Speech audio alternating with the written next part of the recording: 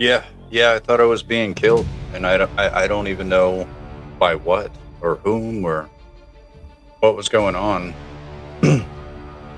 What do you think was going on? It's been 14 years, man, and Yeah. I still have nightmares about that night. The vibration in my brain.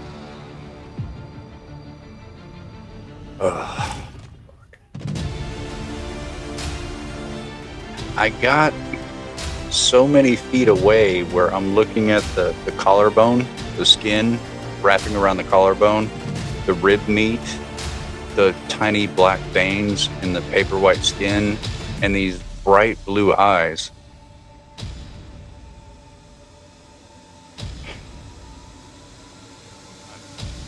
This thing was 3 feet tall. It looked like a child in a costume. And, there was nowhere for it to go. It just literally disappeared. What Bob told us was disturbing. He said that they're gonna have to admit UFOs exist, but they're not ever going to disclose that experiencers do. Lou Elizondo was being briefed on physically affected citizens. So we had to wait a couple of days to get back on projects and do this and that. So he was briefed. And during the Q&A, somebody asked him, what about physically affected citizens? And Lou Elizondo slammed his hand down on the desk and said there's no such thing as physically affected citizens. You have to, in order to qualify for counterintelligence and counterinsurgents, you first and foremost have to pass the test that nobody likes to talk about. You have to qualify as a sociopath. The whole zeitgeist looks like he just broke away from the government and he's working alone and now he's broke and can't afford anything. And that's not what's going on. And then we get into Lou Elizondo. He's like, yeah, he bought me lunch. He picked my brain. And then, he's like, this is on our government, and handed him a card. And it's like, wait a minute. Thought you were off the payroll. What's going on here? And I'm sure he's a good guy. I'm sure. I don't know him personally, but I watch a man's actions. I'm from the South, man. If you're honest, caring, decent person, I'll respect you.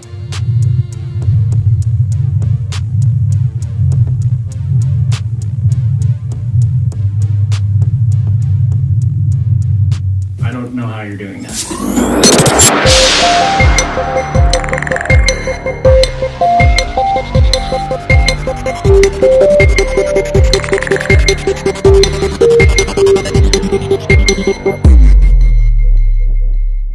Good to see you, Mr. Mitchell. Been too long, man. How you been? Been too long. I've been good, everyone. Welcome to the show. We've got Eric Mitchell in the house.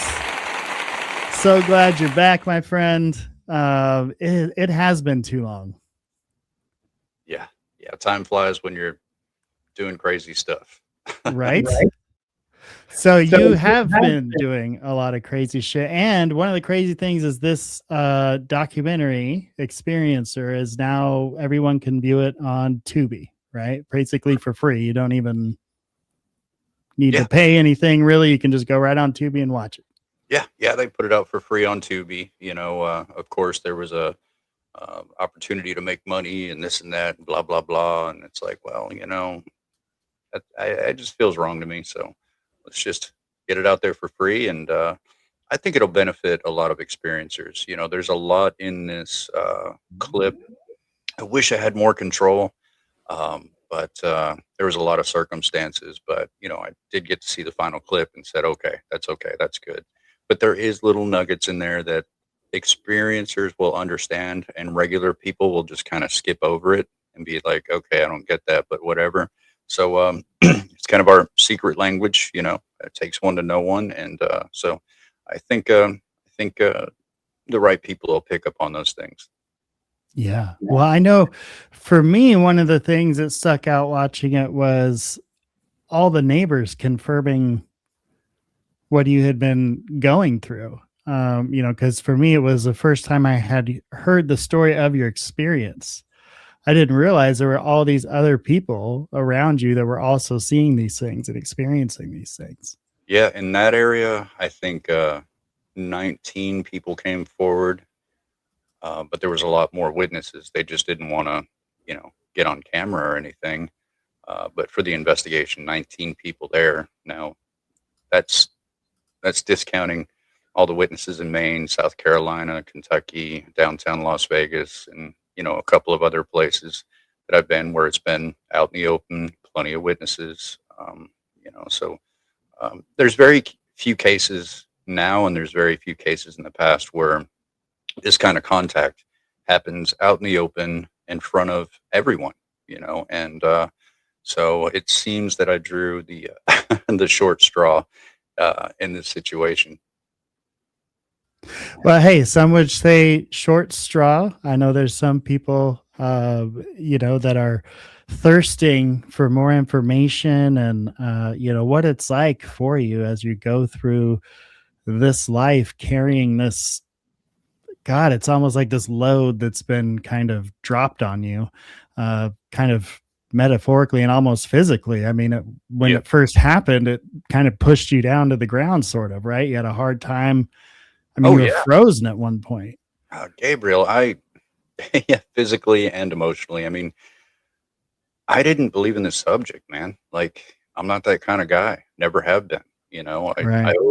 I grew up here in America where people are like, if you hear about UFO people, don't talk to them. They're crazy. And so I just kind of grew up that way.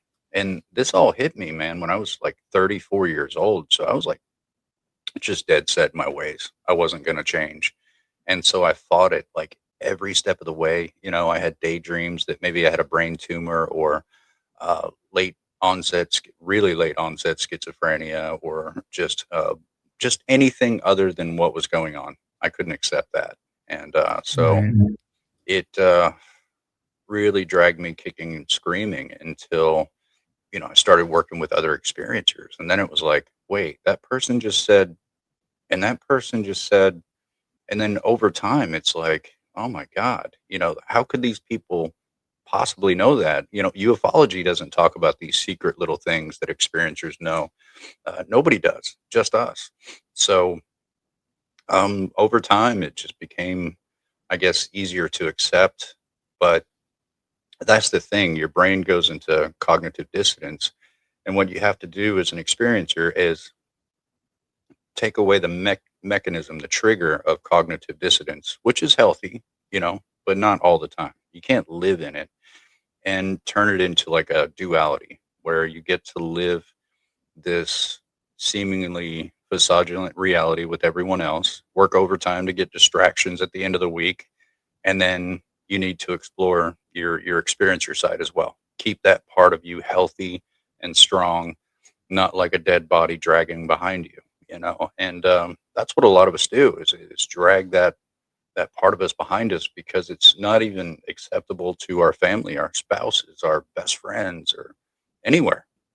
So I think right now the social stigma is kind of slowly easing up, but not fast enough for most people. Easing up, yes. And also we're seeing examples of experiencers getting taken advantage of. You had this issue recently with someone who said he was there to support experiencers, who it turns out maybe not so much. He's actually kind of taking advantage and exploiting them.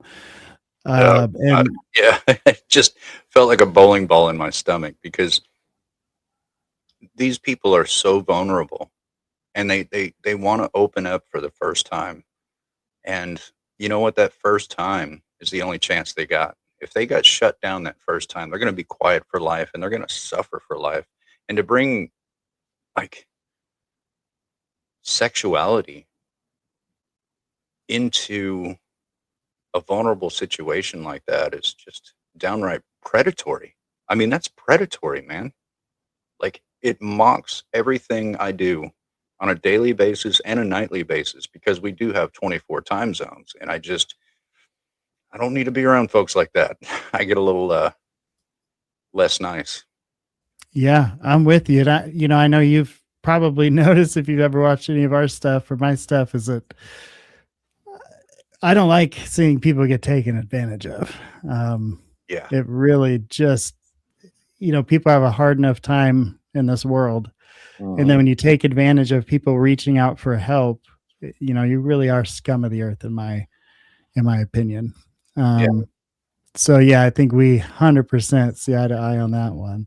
Yeah. And, well, Um, that kind of thing happens to me a lot because experiencers are isolated in a very particular manner. Women reach out for the first time, being uncomfortable reaching out to another man because there's a lot of things they'd love to tell a woman. So that's a much more, vulnerable situation. And it's just like, I'm sorry, the more I think about it, the more I want to just break my computer and run outside. But yeah, there's some ugly people out there. Please don't let it discourage you, from growing, from, being more than what you've ever realized you could be. And, it's, I was shot down a lot in the very beginning by members of MUFON. I don't believe you. These look like fake pictures. Like, I get a 2012 Motorola $10 flip phone with, this terrible camera on it, and of course they're going to look like terrible pictures. My kids had smartphones, which is much better, better footage. But I mean, I don't even care about footage anymore myself because it bores me. What excites yeah. me is to see what's inside of people like us, and that's where the science is at, and that's where the proof is, and that's what's going to come out. So, but yeah, I mean, you've got people like Corey Goode, and you've got all these grifters, and I don't get it. I don't get it. I could have went popular right off the bat. I don't like popular. I like to Well, I'm like glad that. you didn't. Yeah. That's my lead investigator. He was like, I could do a 30-day MUFON report, and everybody in ufology and all the Goonies and everything behind that and beneath that and all the dirt underneath that will come after you immediately through the worst time of your life. Or I can just put in a sighting report, turn it in before my 30 days, and we do this off the books because you won't make it, Eric. You won't make it. So I agreed with him, not knowing what he was talking about. Next thing you know, I'm getting a phone call from Mike from the Travis Walton case. I'm like, I don't know who you are. I don't know who Travis is. I don't know who Melinda Leslie is. I mean, who are these people? And they're just constantly calling me. And, I finally talked to Peter Robbins on the phone. And he was so calm, so soothing. He didn't treat me like a commodity or a green bug. I was finally a human being when it came to this subject, and just can't say enough about that man. He's a real heart, which is a rare find. So shout out Yeah. to Pete. Love you, buddy. That's awesome, man. Yeah, and it is. You do see this group of I don't know any better way to put it than the kind of gatekeepers that they'll sniff out what they think is a legitimate story, and they'll either put their stamp of approval or non-stamp of approval on it, and then Yeah. it seems like all their little minions will kind of follow along accordingly. Yeah.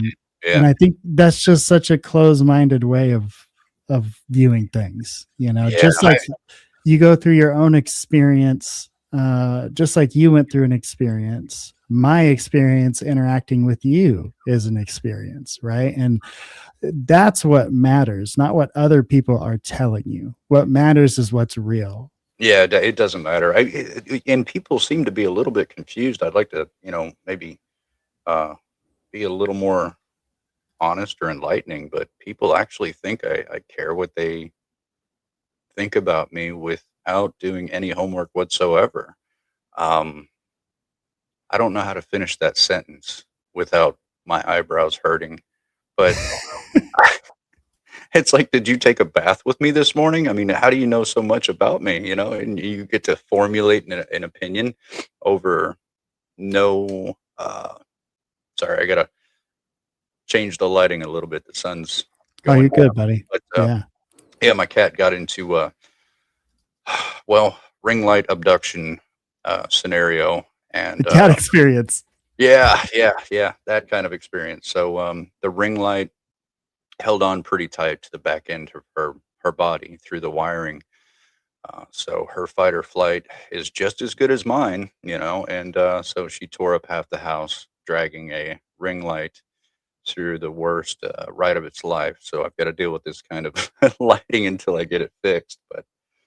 Um, but yeah, it's I care what I care what these PhDs think. I care what these investigators think. I mean, they've seen the evidence.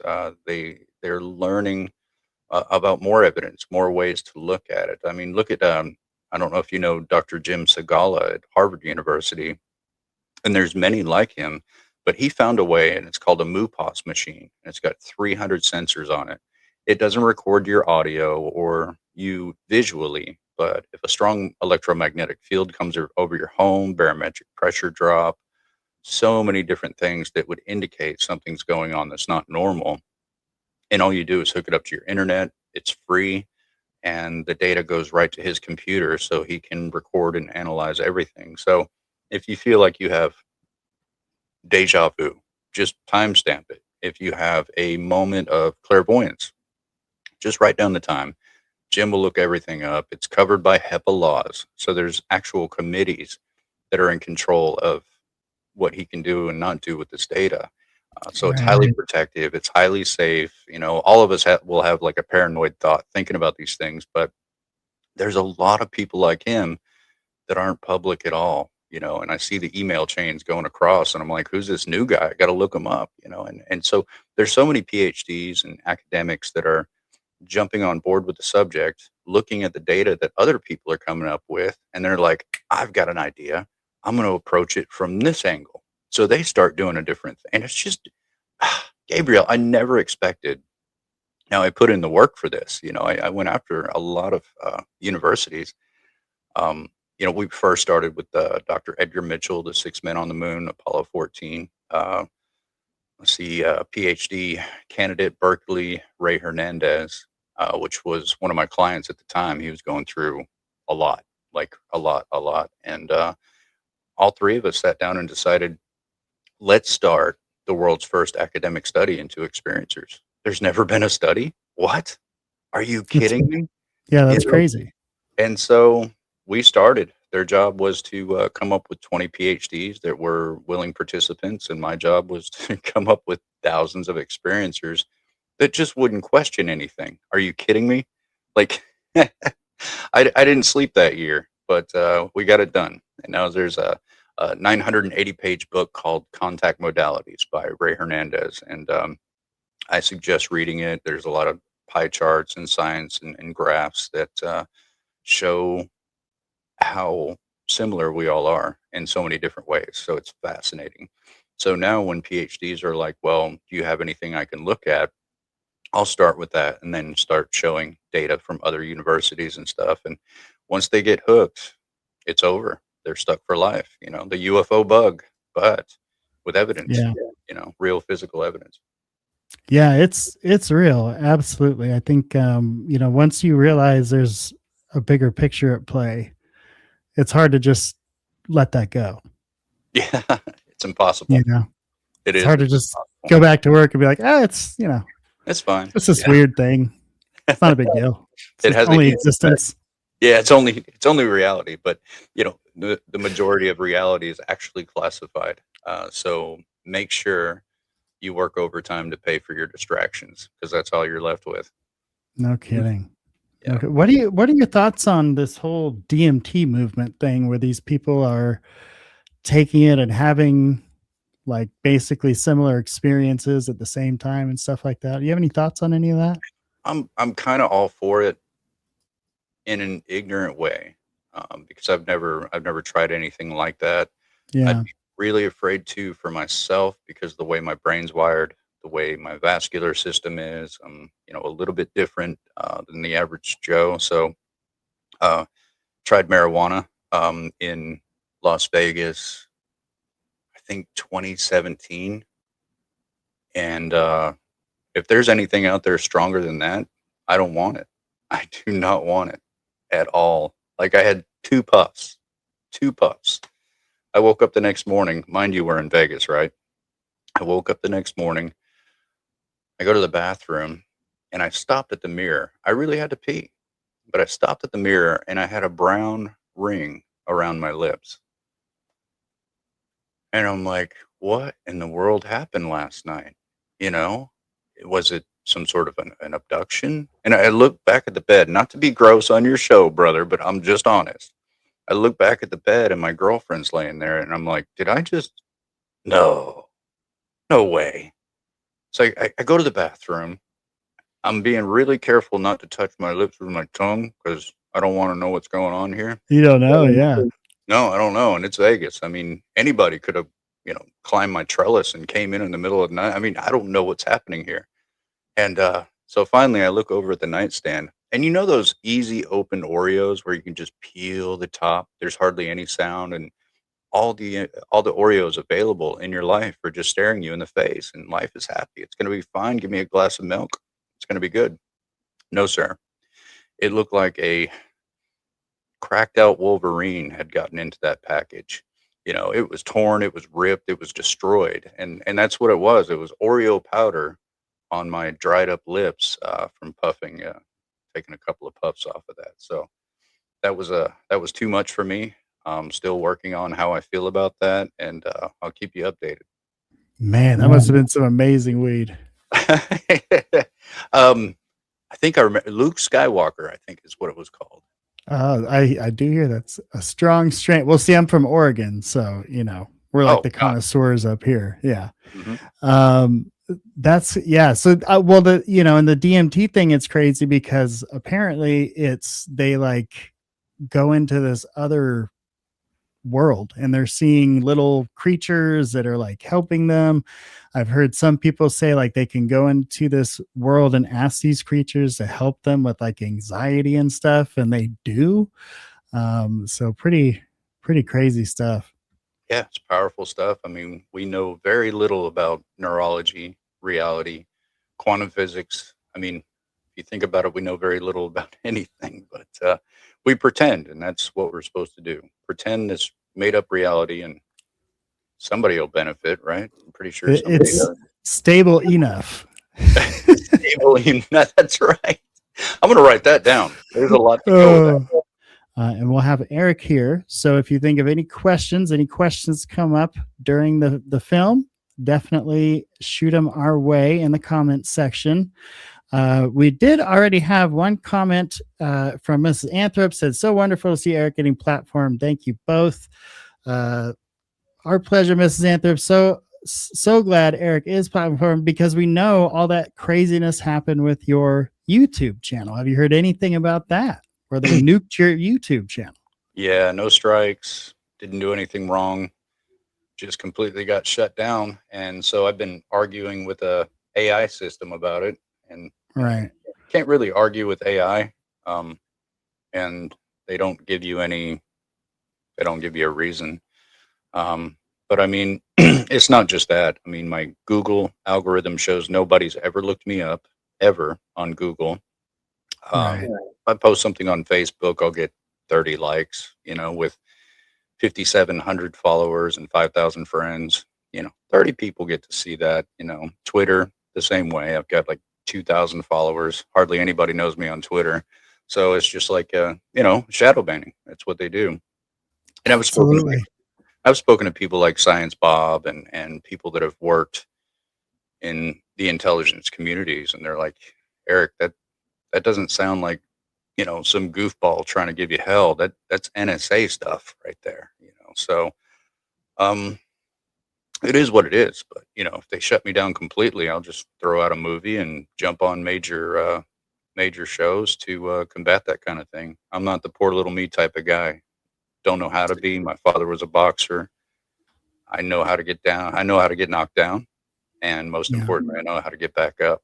So, I mean, well, you gotta, that's the thing. You just gotta keep doing what you're doing, buddy. And that's why we love you. Yeah. You just grind it out one foot in front of the other. And that's what you're doing. Right. And I love to see it. And please don't try to knock me down. It just makes me stronger. Like, oh, we're going to shut him up. I'm like, go ahead. I mean, who do these people think I am, for Christ's sake? Out of all the things, and I know I don't make accomplishments and try to get in front of the crowd and tell everybody I'm special because I accomplished some things. I didn't get hugged at all when I was a kid. I don't need gratification from anyone or good job or hooray. Um, Sometimes that means something to me, but from very few people. And, spectators can hate or love or do whatever they want to do. But, my heart goes out to fellow experiencers. I'm doing everything I'm doing for them. Otherwise, I could somehow get diagnosed with something. I can run into a psychological friend that just says, "Hey, I'll tweak the paperwork. You can get $1,000 a month." I can move to, I don't know, Da Nang, Indonesia. I could move to, Manila, Philippines, pick out some places that I really like. I know all the cultures by now. I've worked with experiencers all over the world. I could probably couch surf, but $1,000 a month in like Colombia, you're rich, you're fine. You don't have to worry about money at all. So that's a daydream I had there for a while. I could just escape everything and Right. and live happy, live very happy. But Mama didn't raise me that way. And Right. there's a lot of experiencers that need people like us out there, that will talk about it, have their back. And help. Yes. Yeah. And help. It's not like you call 911 after you have an experience. Guess what they're going to do? Been there. Yeah. Been there. The cops stood there. They both got out of the car, each side. They got out. They're looking at the object. It's about maybe 70, 80 feet. You're never perfect, but you can So guess. they're actually seeing it. Yeah, they got out of the car. They're leaned over the open door and they're both looking up at it. I got about 60 people in my yard, from all over town that are coming out every night to see these things.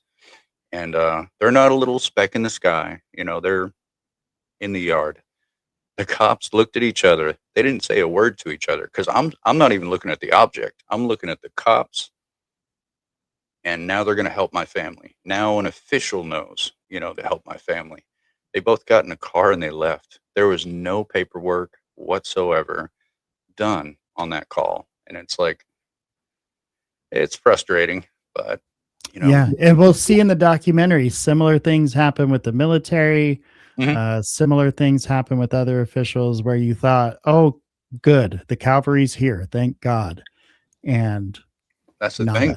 There is no help. I mean, even support groups, Gabriel, they talk about, you sit in a big round circle and okay, Fred, what happened to you? And he's, well, and then they start to point outward.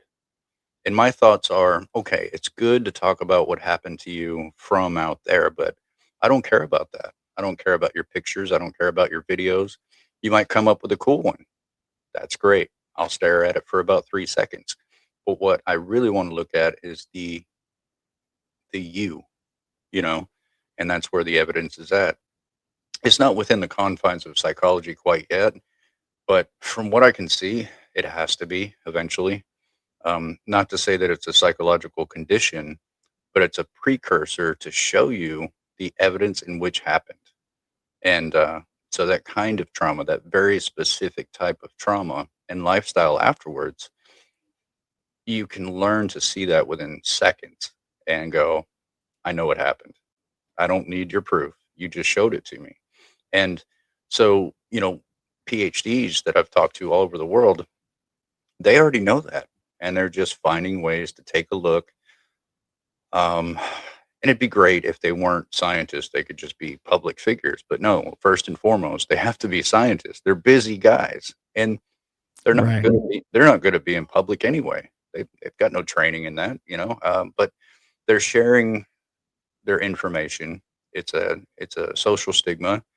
They represent universities. So, and I'd have to say I'm really proud of Dr. Michael Masters. He went through the ontological shock of knowing this is real, experiencers are real.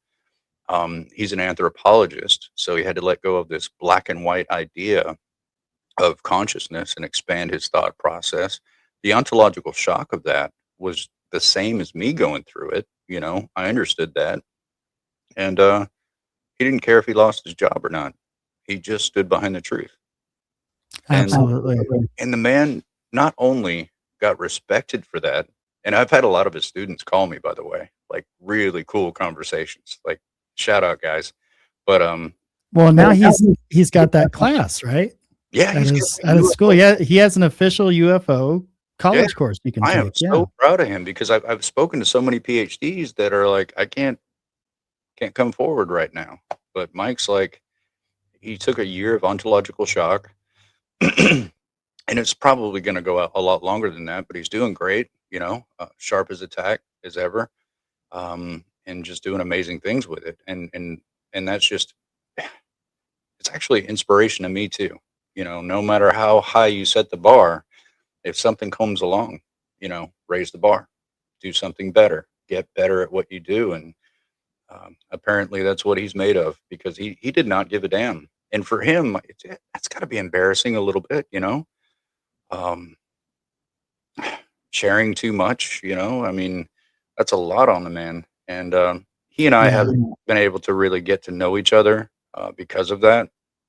But I still respect him for it. And, I know in time we'll get to know each other more and have a relationship and stuff like that. But I think for right now, processing, is important. But I see him as a good friend and maybe a colleague in the future.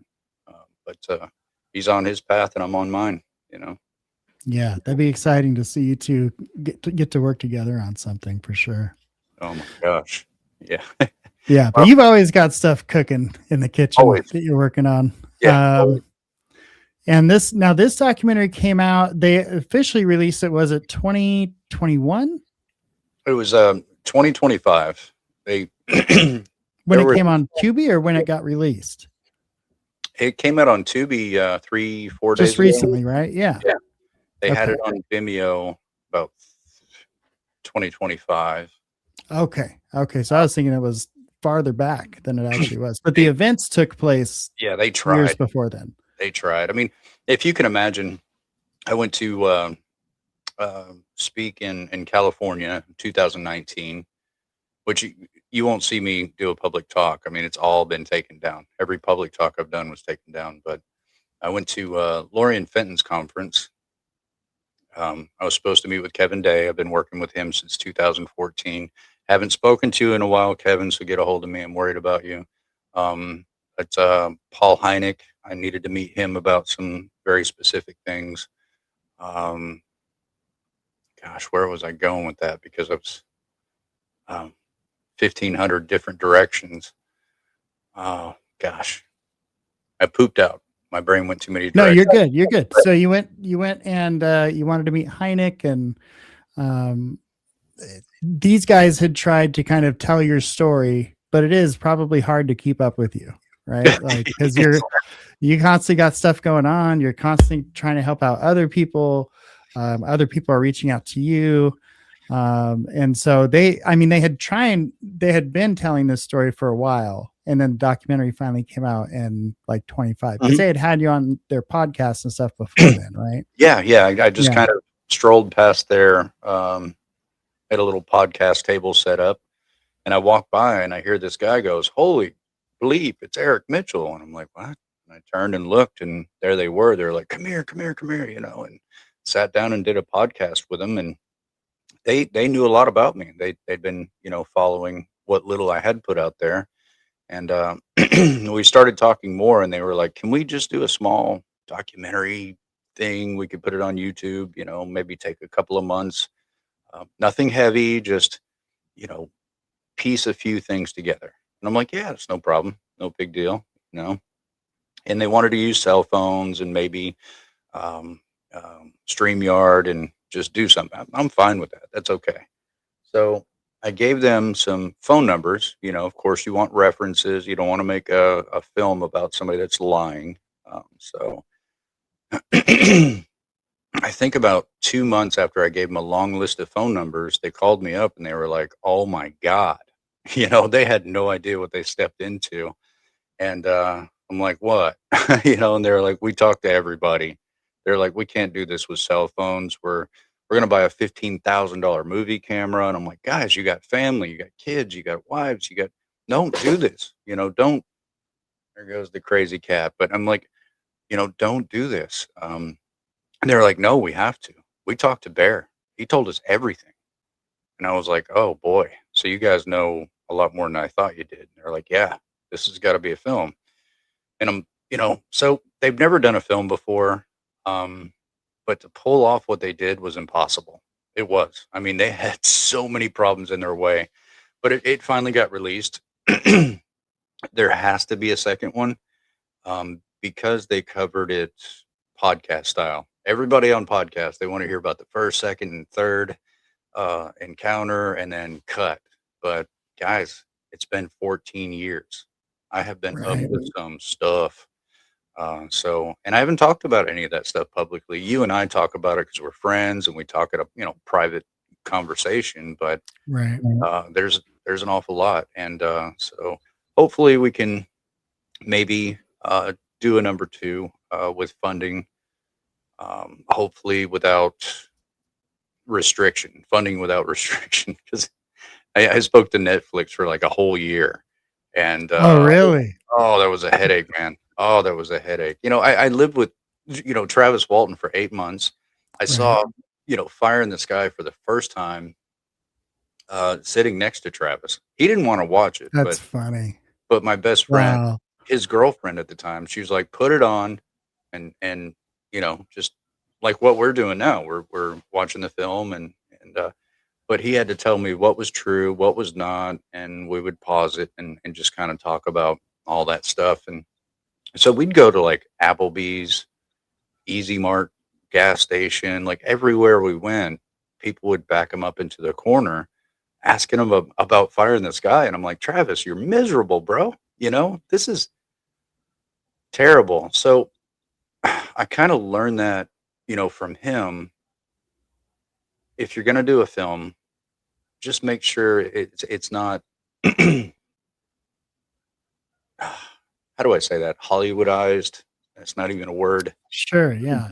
Like they give their spin on it and their messaging in it and all that shit. Yeah. Yeah. I want it to be like the plain truth. It doesn't need to be more scary. It doesn't need, to be twisted. It just needs to be just the truth. That's all I want. Like Disclosure Day that's coming out. Right. Yeah. Yeah. I'm proud of him. Hey, I did an article with Nexus magazine with Maureen Seberg, great lady. And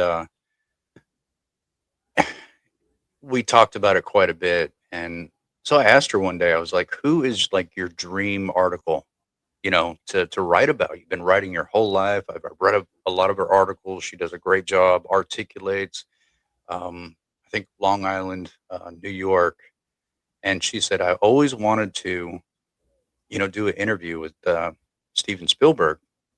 I was like, wow, Steven Spielberg, that would be cool. And she said, the best I've got was Steven's mom. And she said, I always thought he had a great imagination because he had some imaginary friends in his room every night. And they were like gray and bald with big eyes. He always used to tell me. Yes, sir. Yes, sir. So when Steven Spielberg said, this film is closer to my heart than any film I've ever done, I was like, checkmate. I was checkmate. Yeah. That's crazy. Cause I've heard so many theories because he's kind of covered they're friendly to their explorers, to their attacking, to now they might be us and within us and all that kind of stuff. Right. So yeah. Looks very interesting. I've seen most of his movies in the theater, so I'm sure I'll see this one in the theater. But it takes something that some experiencers, you see some similarities to some stories experiencers have said they've gone through, and it puts a very scary kind of ominous spin on it. Yeah. I think, Gabriel, like to this day, now, mind you, I grew up, my parents didn't want me to watch UFO movies or sci-fi. I never got to watch Star Trek or any of those things. Now, Star Wars was okay for some reason. Probably because me and my brother were like, we have to see it, Mom, and we can get a new one if we have to. But can't stop some young boys from Star Wars. No way. Yeah, you can't stop that. I mean, you just can't stop. But I think the closest thing out of everything I've ever done, everything I've ever seen, everything I've ever studied and experienced myself, would be Close Encounters of the Third Kind. That is the closest alien movie to the truth by far that I've ever seen. And I'm still playing game of catch up. You know, I try to watch all this sci-fi stuff, but uh, whoever informed him, I know Jacques Vallée was involved. I know a couple of other people that were involved that were well informed. But you know, give me a break. That was 1977. I was born a year later. You know, but but It they still just holds up. What's that? It still holds up. Still a It great holds up. film. I mean, that film was a lot of truth, a whole lot of, you know, and it wasn't just truth in there. It was like almost like a message. And if you think about it, they almost got shut down so many times. The entire company almost went bankrupt several times. And Steven Spielberg still acted like he had a $20 billion budget. He just kept going. He was like, I don't care if you go bankrupt. This film will save your butt. And it did. It straight up did. You know, Columbia Pictures, they were going to go down, man. I mean, they were way over budget. There were so many things in the way from this, you know, film to actually come out, but they pulled it off. And, you know, just like my little rinky dink film right here, it was impossible to do. But we actually pulled it off. I mean, for Ben and Joe to face everything they faced in the past 6 years trying to film this thing, I'm sure they would have gave up. That's what I would expect. It costs too much. There's too much going on. You got friends, you got family, careers, and everything in the way. One of the babies runs across the floor and kicks the hard drive and unplugs it, and all the information just disappears, and they got to start all over again. Oh no! You know, just like everything that could possibly go wrong did. So I would expect them to give up, but at the same time, they check my references. They know I'm the real thing. They know what I've been through, and they're like, "Hell no, we're not going to let this guy just drift off into the background." And so, you know, shout out to Ben and Joe and Nico, because it would have never happened. But they had a drive I didn't see they could have had, but they did it. They absolutely did it. So hopefully, Absolutely. if a number two comes around, watch it, because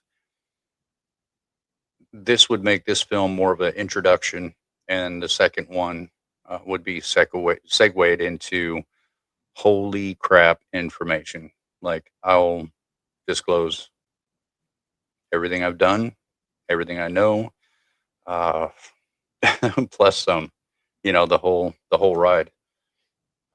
Which, you know, I've got good friends of mine that says, "Man, that's a series."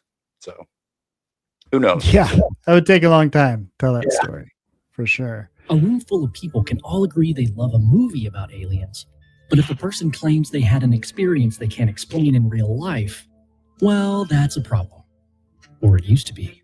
The U.S. Navy has finally acknowledged that videos appearing to show UFOs flying through the air are real. They don't call them UFOs, they call them unidentified aerial phenomena. The biggest secret and the most controversial secret on Earth. From a national security perspective, identify those things that we see, whether we see them electro-optically, we see them with radar, we see. Now I'll pause it here because I already have a question. I know you do. Thoughts on Mr. Elizondo here? You have any opinion on the man? It's going to be a long show. 2016, we got a phone call from Bob, and that's his real name, intelligence guy, our smoking man. He gave us information: Starborn Support, Travis Walton, Allagash Twins, all the heavy hitters when it came to the experiencer world. Said, I got to meet you guys. Now, at the time, I was on the phone with a scientist by the name of Joseph Firmage. And I'm sorry, I'm trying to get the picture in my head and not just words flowing out of my mouth. Absolutely, buddy. But his company was called INTERNASA, International Academy of Science and Arts. He had 0 point technology, got put under oversight, and so they checked on him all the time to make sure he's not going to blow up Utah. built a lab. He loved his father so much, so he built an apartment inside the lab so he can keep an eye on his dad. You know, that was his hero, you know, and his dad was getting old, bad back, all that stuff. So I knew about Internasa. I knew that they were working on these technologies that would interface the mind with this type of technology, thought actuated technology. I know that sounds crazy, but your cell phone's going to be that way here pretty soon. What you're going to do is go into the cell phone place. You're going to put a portable EEG on your head, and it's going to show you a bunch of pictures really fast, rapid succession. It's going to record the electromagnetic field produced from your brain as you see these images, and it's going to train your phone on how you think. And so your phone's going to pick up on your thought process, not word for word, but actuation. You know, what's this, what's that, and it'll assist you like AI assistance. Wow. And so that's not too far away. If you could think, you know, it's too cold outside, Gabe, and your wife is like going to work at 5 o'clock in the morning, you just kind of blink your eye and your car starts. You turn on the defrost, you know, and you're still curled up in bed with her, but she's going to get into a nice warm car and go to work. It's great stuff. It's great stuff. Could have bad implications, but it's still, you know, beneficial to people. So he was working on that type of technology, and one of the guys in the CIA said, that reminds me of the Eric Mitchell case. Well, Joe was like, I've never heard of Eric Mitchell. I've studied every case. I worked with John Mack. I've worked with a lot of people. He goes way back. He does. He goes way back in this stuff. So just like anybody with a 200 IQ, he just calls me through Facebook, and he's like, quick, tell me how the object moved. How did it affect your body and all that stuff? Go. And I'm like, I'm thinking he's a show host. You know, he wants to do a radio show. So I told him, and he kind of laughed a little bit. And I said, whoa, whoa, whoa, whoa. Dude, if you're going to heckle me on your show, I'm not going to do it. It's a waste of my time. And he was like, no, I'm not a show host. I'm a scientist. I got people, you know, in the CIA here, and they mentioned your name. I just wanted to talk to you. And he said, everything you said is true. He's like, I know you're real because the technology I'm working on is exactly what you've been saying. So we ended up talking for like 6 hours. I got my laptop open. He's having me put codes in so I can see the Acceleron 9 motor, you know, one of the first warp drives that you're going to see in space one day. And so I was told, and everybody else was told at this meeting, that there's going to be a release in 2017 at the New York Times at the, you know, beginning of disclosure, not disclosure itself, just the kickoff, you know. And what Bob told us was disturbing. He said that they're going to have to admit UFOs exist, but they're not ever going to disclose that experiencers do, you know. And I'm like, what? It goes hand in hand. I mean, how could you not have 8 billion people on the ground and nobody saw anything? Really? I mean, how dumb are we supposed to be? I mean, really, how dumb are we supposed to be? And, Right. you know, on top of that, physically affected. So I'll get to that point. So my friends at Harvard, or colleagues, or whatever you want to call it, which is Dr. Gary Nolan's side project, I actually facilitated that. And I got them to say, here's Gary Nolan's email. Send him an email and let him know you're willing to help him with the experiencer portion, not the Havana syndrome.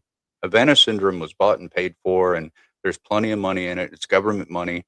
So Gary's got to keep the lights on. He's got to do Havana.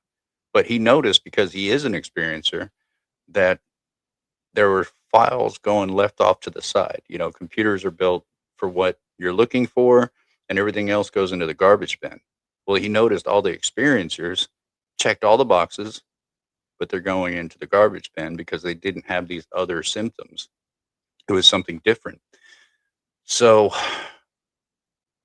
there was one weekend where we couldn't do a conference call because Dr. Gary Nolan was meeting with Lou Elizondo, 11 miles north of Crystal City at a very specific restaurant where Lou Elizondo was being briefed on physically affected citizens. So we had to wait a couple of days to get back on projects and do this and that. So he was briefed.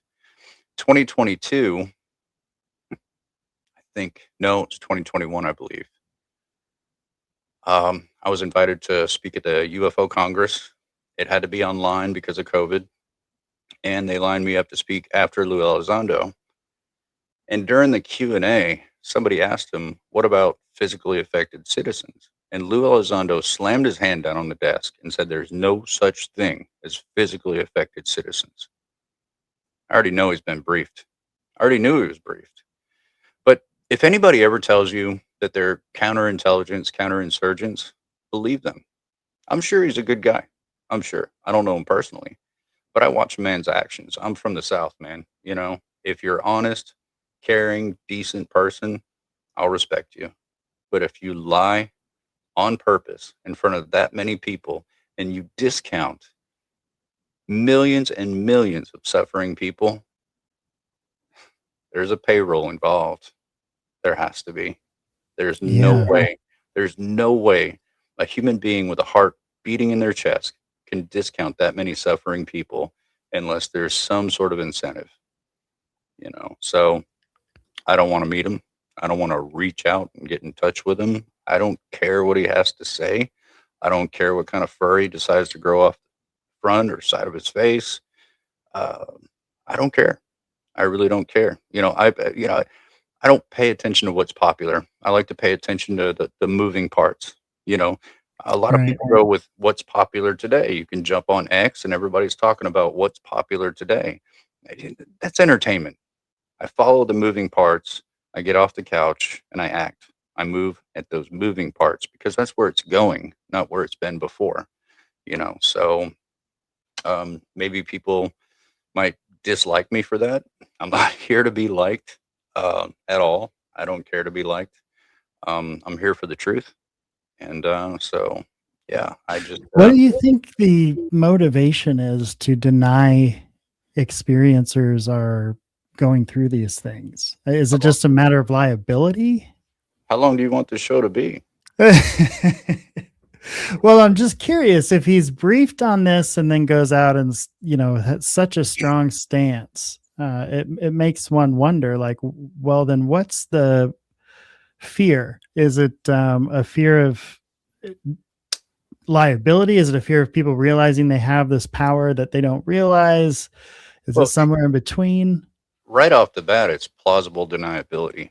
It's embarrassing that, we've got to work 40 to 80 hours a week, put all that tax money in just to find out that we have no protection whatsoever. I'd hate to own a club and pay a bouncer $1,000 a week and then get my butt kicked right in front of them. Yeah, you're fired. Like you're fired. You're useless. So it's embarrassing to the government. But let's go back into a little bit of history. I mean, you could look at the Egyptian Book of the Dead, and it talks about finding and identifying specific family lines that can go through a certain amount of pain and suffering where they would achieve a mind that is so, I'm trying to think of the right words for this, hypervigilant in self-protection, that they almost seemingly become magical. They can do things that are just like, wow. And you go a little bit further, you can get into John the Baptist. He would grab you by the neck, plunge you into the water, and watch you struggle for a while, and then pull you out. So therefore, you have enough trauma to change your brain morphology in order to talk to God, to be able to pray to God. It's not dunking the little baby in the water and everybody claps and we eat cake later. That's not how it used to work back then. Right. So you can go to kings, and they would always have their gesture, juggling balls and amusing people. But who's the guy behind the, behind the scenes, the mystic, the guy that would advise the king on how to save the kingdom, run the kingdom, know things he couldn't possibly know, fix relationships, and do all kinds of amazing stuff. And he was really quiet. He was a quiet guy. So if you go over to Native Indians of America. Tribes were powerful. You know, they fought, they hunted, they suffered, they picked berries, they did everything they could to survive. There's one man in that tribe that was the mystic, the woo-woo guy, the me guy. You know, I got a big old woo-woo right up here, you know, from what scientists say, which now I can tell the ladies, like, hey, got a big woo-woo, you know, never works. But it's the same way with the Indians. You've got the medicine man now, you know, that does all these things. I see visions that you can't see, and this is going to happen to you if you don't change your ways. You know, same thing as any experiencer out there. We know this stuff.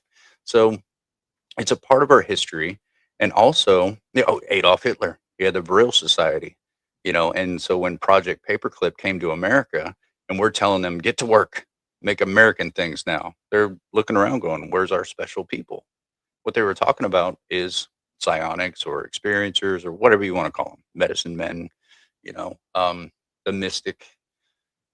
Well, it's not so mystical at all anymore because we're looking at the neurology, physiology, and all those things. So control systems have used people like me throughout antiquity. And now there's somewhat facilities. I can mention a few: Da Nang City, Indonesia, Chihuahua, Mexico, where people like me are taken. The first floor, it's got foliage, it's beautiful, the cafeteria smells nice, you know, all the people are really good. Graduated into the basement, things get more difficult, it's dark, there's no windows, it gets more serious. Third floor down, you are experimented on with drugs and alcohol, psychedelics, needles, all kinds of stuff until they find that perfect mixture to put your mind into ZPC, 0 point consciousness. And that's what a lot of people call the Akashic records. Now you can walk up to this guy that's seemingly just completely out of it, ask him a question, and they know the answer. It comes right out. Well, you can see where they get a little bit greedy. So now they have to have doctors come in and keep you alive. You're losing weight. You don't even know where you're at, for Christ's sakes. According to yourself, you don't exist. You just, dispersed into the entire, antiquity of the universe. So time, excuse me, time is not a factor. So you don't know how long you're under, how long they've kept you. Doctors are keeping you alive while you're being abused and used like this. And if you graduate that, then you're able to go on to aerospace corporations. You can go to work for an oil sheik or a president. You can go to work for a king. A lot of these rich kids in universities are well aware. My dad told me after I graduate, I need to find a person like this so I can build my company. So that's literally how that works today in America and other countries. They know this. I had Charles Crawford III at University of Ohio. What's up, Charles? Yeah, we love him, and we agreed to work with him, and it's going well. But he knew right off the bat, and just dealing with me and the knowledge that he has as a scientist, man, we paired up and we've done some powerful stuff. Like, wait till you find out. I'm not gonna say it before I do it, but you and I can talk about it exclusively with Gabriel Speaks. But so that's going to be really promising. But see, he knew, as a student, I'm going to need one of those types of people because throughout real history, that's the case. The powers that be, this is a special knowledge for them, not only for them. Yeah, only the for rest them. of us. Yeah. Does not belong, to help the homeless. It doesn't belong to help animal shelters. We're empaths. Like if you ever get a narcissistic person that runs out there and says, I'm an experiencer, I don't think so. I don't think so at all. I've done my research, and I'm not talking about watching YouTube at home. I'm talking about flights and universities and contacts and secret meetings. Like I'm always busy doing something. And so Yeah, I mean, that's a huge thing. If you turn people like myself by the hundreds of thousands or millions or hundreds of millions, which looks more like the case. I don't want to lay that on too thick, but it's a lot.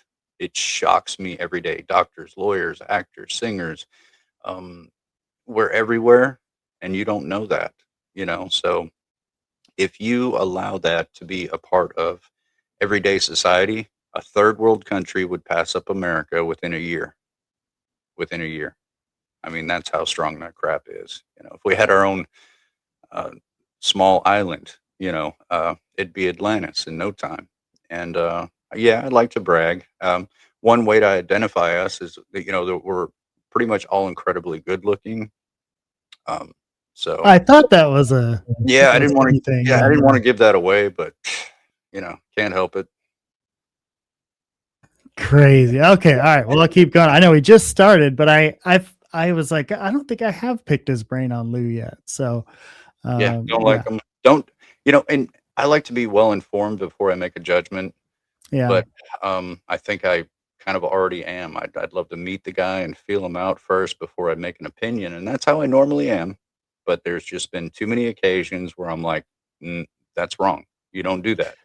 I can just see you and him meeting in a room, and you would be in like the Jedi robe, and he'd be like a Sith. Yeah, like that's how I feel about it.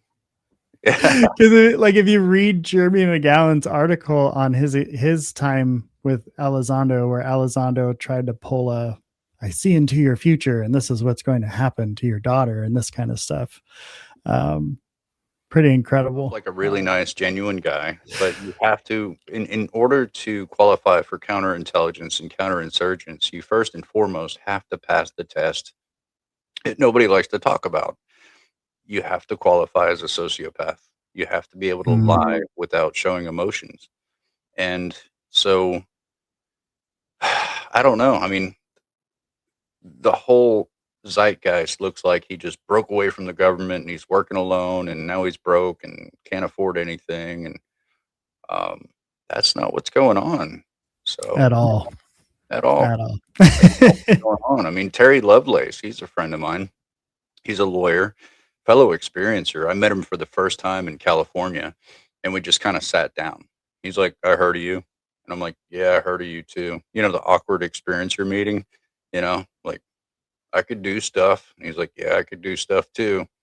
And then we get into Lou Elizondo. He's like, yeah, he bought me lunch. He picked my brain. And then, he's like, this is on our government, and handed him a card.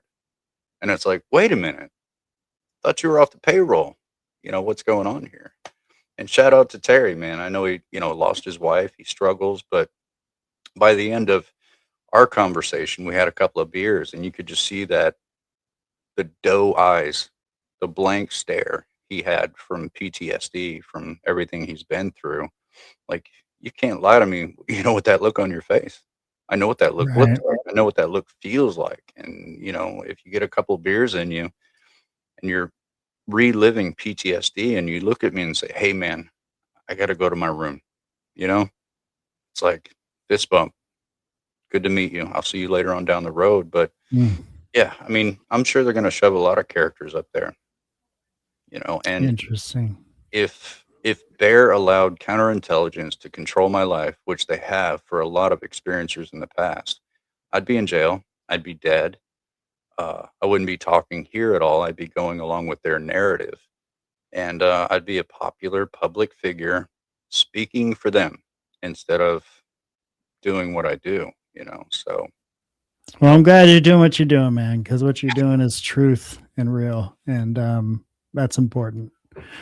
So, all right. So we'll keep going here. And again, experience of the documentary. If you have questions for Eric, just throw them in the chat.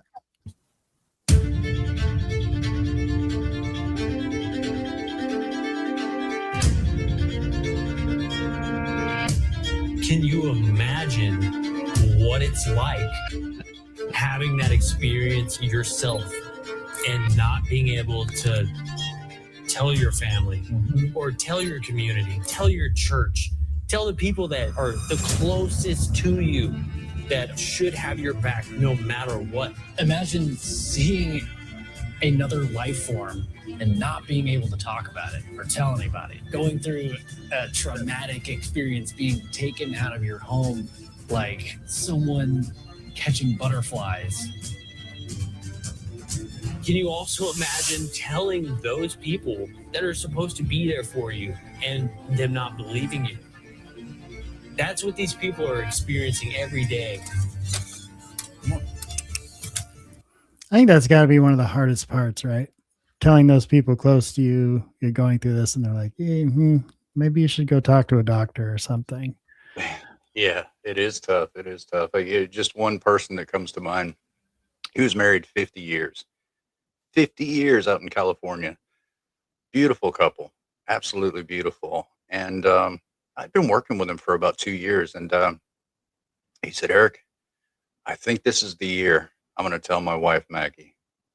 And I'm like, what? This is the year? Let's back up for a minute, dude. Like the first date, you hold the fart in the whole time, right? Like you really hold that thing in. And if it's a chili struggle to hold that fart in. Struggle is real. What if you had a chili dog or something? You still have to hold that back. You might have some cold sweats going down your face, just kind of play it off. Absolutely. Go home and let it go and deal let loose. And deal with the repercussions after that. But like 2 years later, you're married, you got streaked up tighty whities in the bathroom, and you're saying, hey honey, can you do some laundry?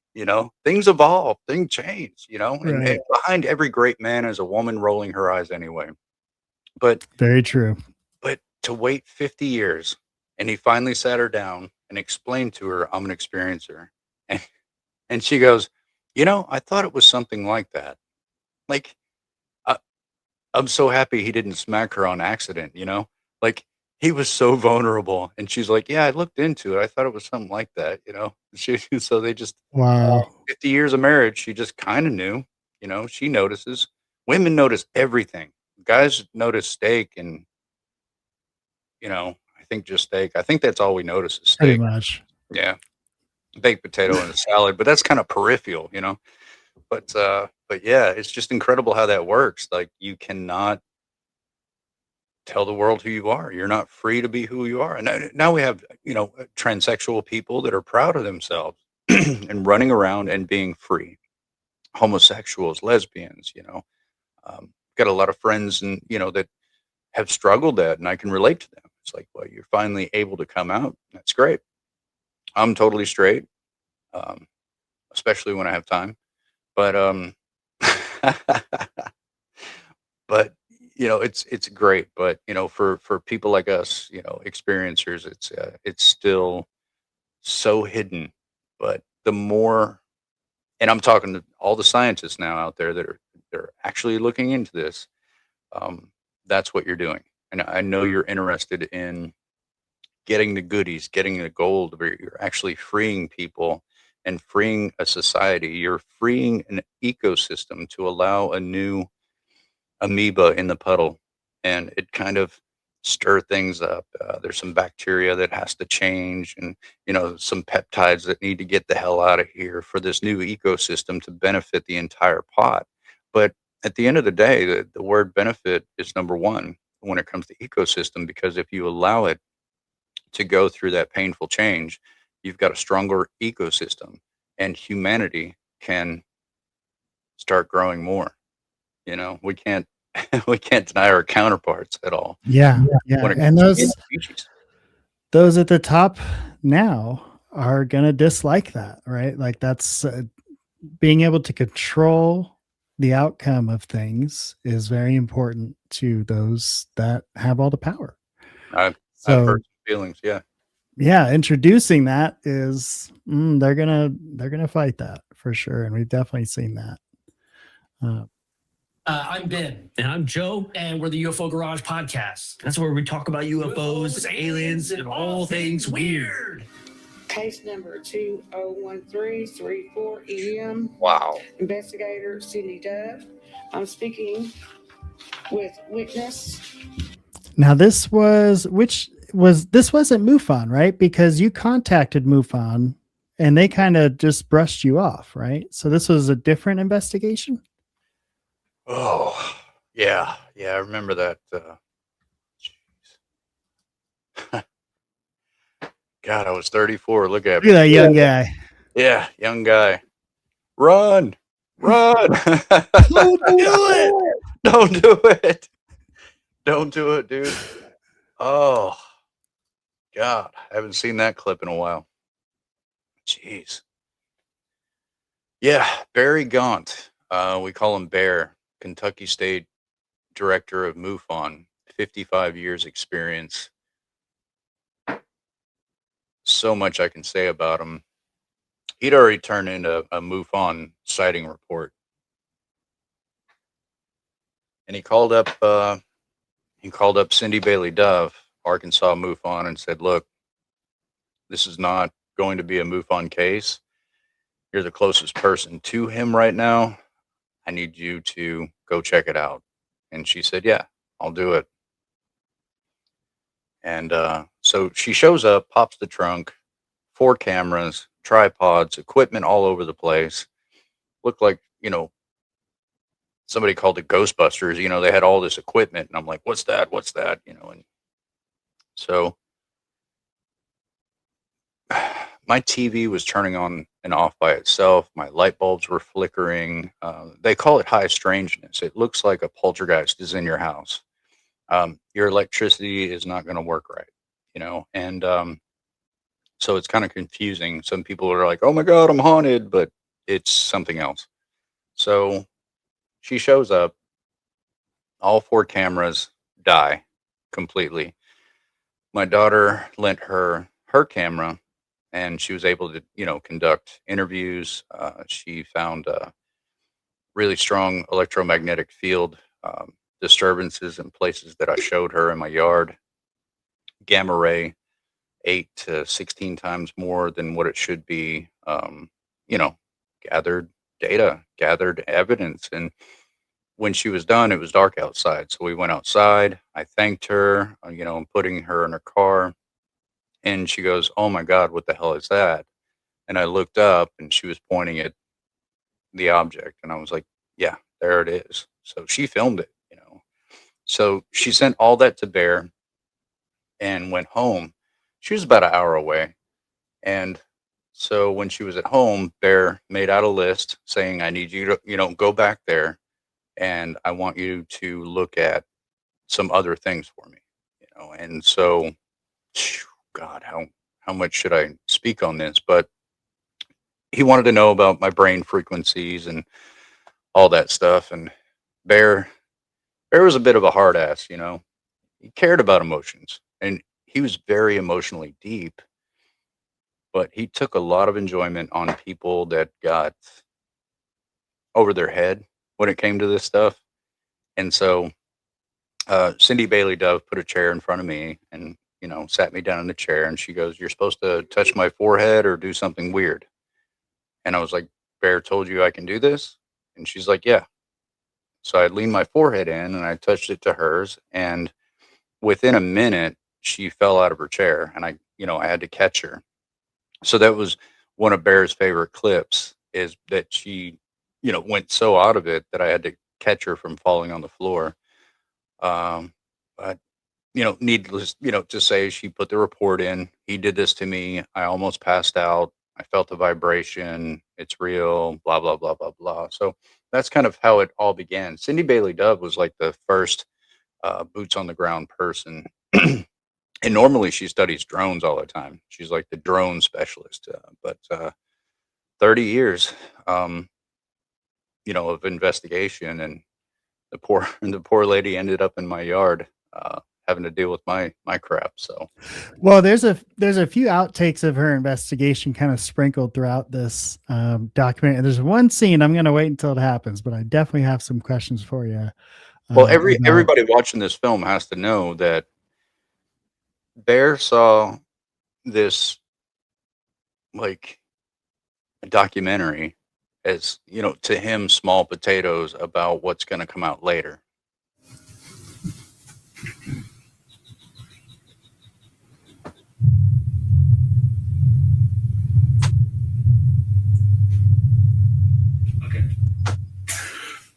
Got it? Yeah.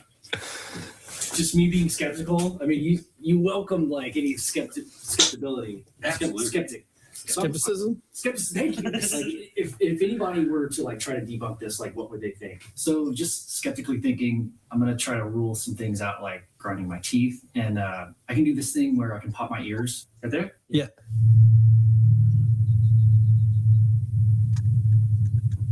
Okay, so that was the teeth. I'm gonna try that eardrum thing.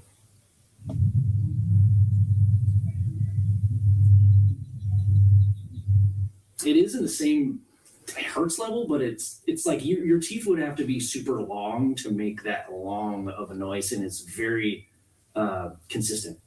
It's like the same. Let's do it with my mouth open. We'll do it that We way. shall.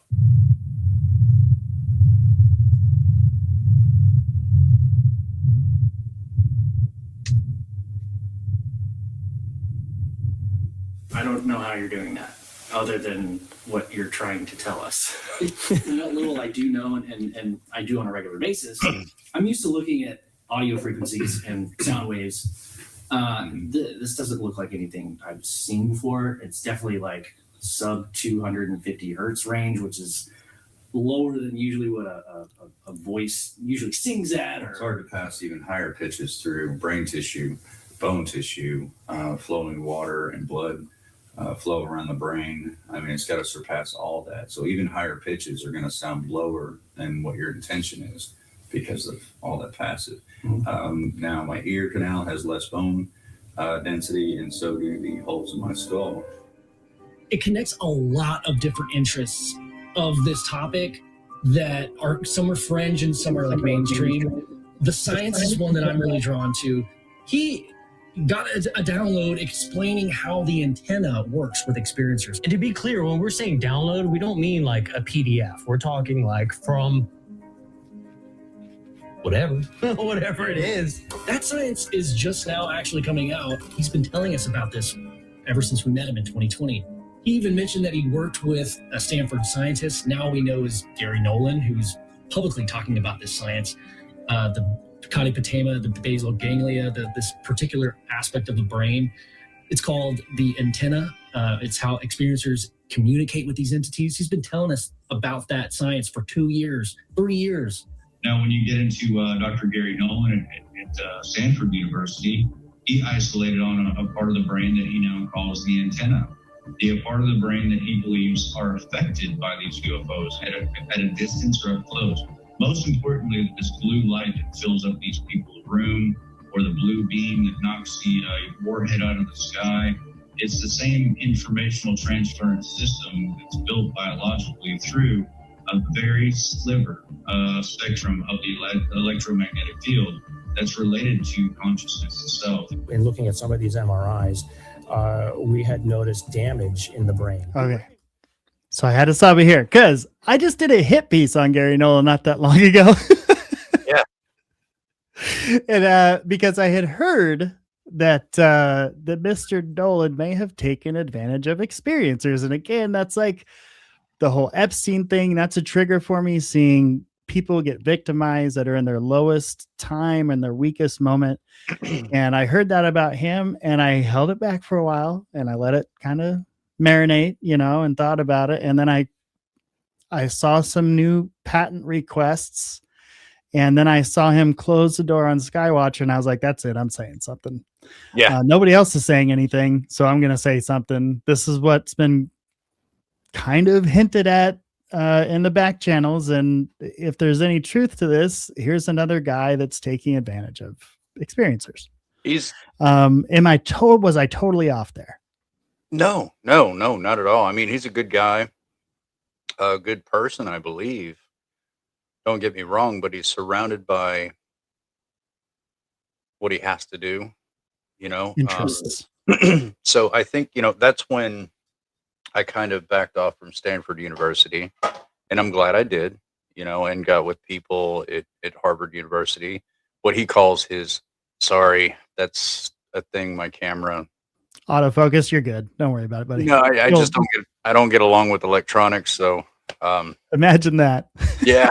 Yeah, well, that stuff's going to come out later too. Mhm. But yeah, I don't get along with electronics. But you know, if you met Gary at his home, maybe, and pet his dog and met his lover and all that stuff. But business is business. And when the CIA shows up and gives you a bunch of NDAs and tells you what to do, what to buy, what to think, what to wear, who to love, who to hate, and who to be, it's part of the contract, and that's what's going to go on. So went on to Harvard University and gave Gary the opportunity to utilize my friends there, my colleagues over there. That way, they'd be an open channel. And that way I can be in my living room during conference calls and still keep up with what's going on and all that stuff. And more information would pour through. So um, I don't think any of us can speak on how difficult that is for Gary.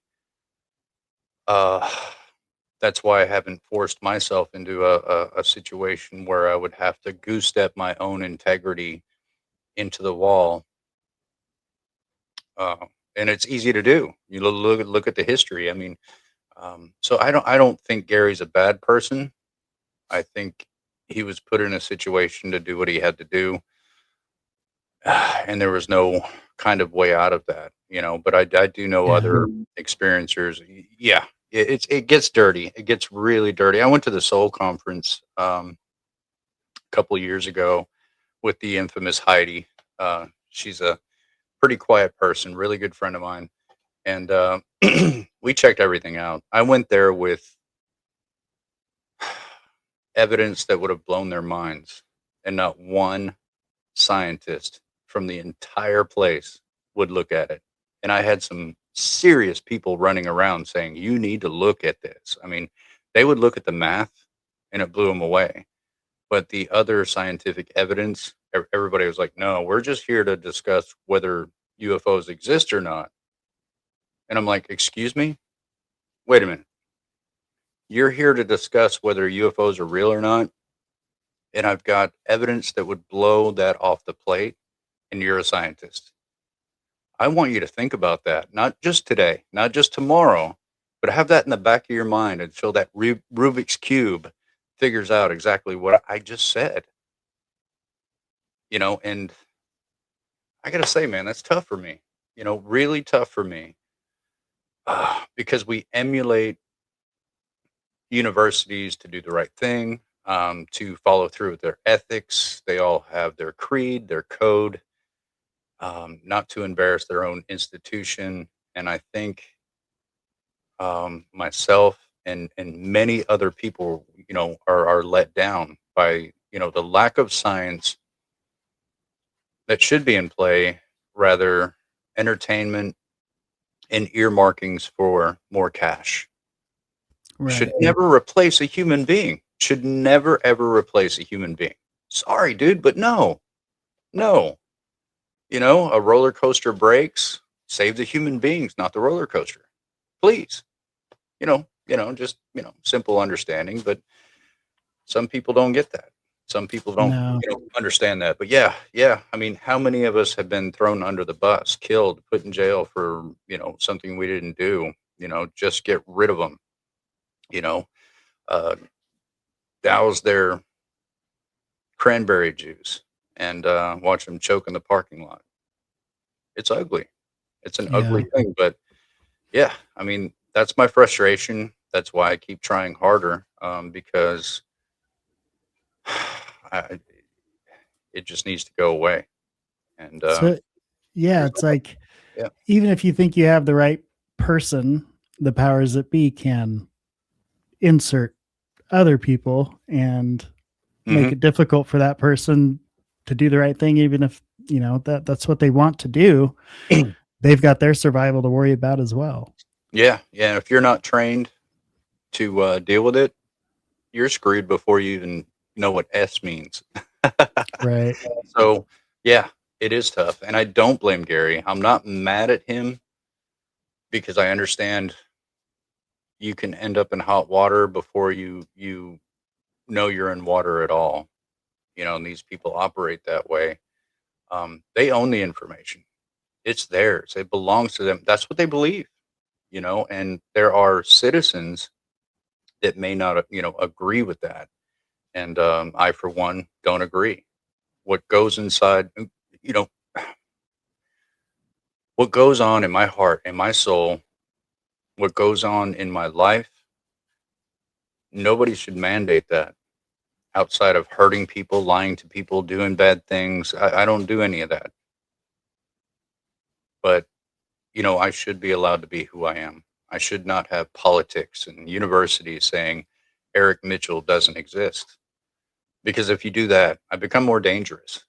And guess what? They made me do it. It's their fault. I'm going to print the t-shirt because, like, you know, it could have been easier, but yeah, it totally sucked, but I had to learn, you know, Stan Romanek, you know, he was disappeared pretty quick. There's an awful lot of experiencers that are a part of the past. They disappeared because they dealt with counterintelligence and they dealt the wrong hand, you know? And so that's what Bear taught me. He was like, you need to learn who these people are through their, you know, characteristics and stay away from them, you know, and don't have a bunch of people at NASA telling you you're special. Don't have a bunch of people in the CIA making you think you're in the cool club. Don't do it. You're a loner. You stay alone. Be effective as long as your eyes are open. And do it when you're asleep, too, because I don't like lazy people. And that's Bear. Yeah, Bear. And this Bear was running your primary investigator. Was kind of looking out for your best interests here. And yeah. So, yeah, and he passed last January. So rest in peace and God bless him and his family. And seems like a great man. Yeah. All right. So we'll go on here with Mr. Gary Nolan on Tucker Carlson in this Experiencer documentary here. Notice that an area of the brain, the caudate putamen, in many of these individuals was overdeveloped. Just a side benefit of studying this allowed us to come up with a medical understanding of where cognition is happening in the brain. And doesn't even say thanks, Eric. Anything UFO. Oh, you didn't get the check? I grew up no traditionally thinking that people. I spend money. I don't make money doing this. I spend money doing it. What? Area 51 and the Amen, brother. And a lot. The little gray men that take you away at night. I thought that was a very silly topic, but for me, it was July 28th, 2013. Look at the pipes on me before I got sick too. It was called Milk Lane. Yeah, you're looking ripped there, buddy. I was, you know, before cancer, you know, and all that stuff. But I'm getting better. You get back there. You get crawling out of the hole. But anybody else out there that's had to deal with it, I'm proud of you. Fight every day. It's tough. But yeah. And then, you know, I'm going to get back in the gym, scream Adrian, and, you know, hopefully get better. But this little patch here on the concrete, you'll see that patch line that wasn't there before. After I got knocked down, some crews came out and actually dug up this huge pipe and replaced the huge water pipe underground right where I got hit at the edge of that concrete right there. Huh. Was there some damage to the pipe or something? Yeah. And look at the tree line. They don't cover this in the movie. There's a lot they can't cover in the movie because they could only do so much. But where this object was, I'm trying to do it with my finger, but I'm not doing a good job. But look at the tree line that's facing my neighborhood, which is completely dead. Right. Dead. It's all dead right there. And that's where the object came down quite a bit. And this was like 10 years later, still dead. So strange. It's almost like what you hear with abductions and cows. Yeah, cows. And yeah, the area around Travis Walton, same kind of stuff. Super strange.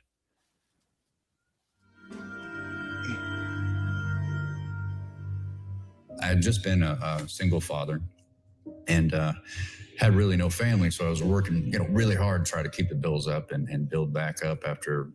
Well, divorce, you lose everything, you know, except your responsibilities to the children.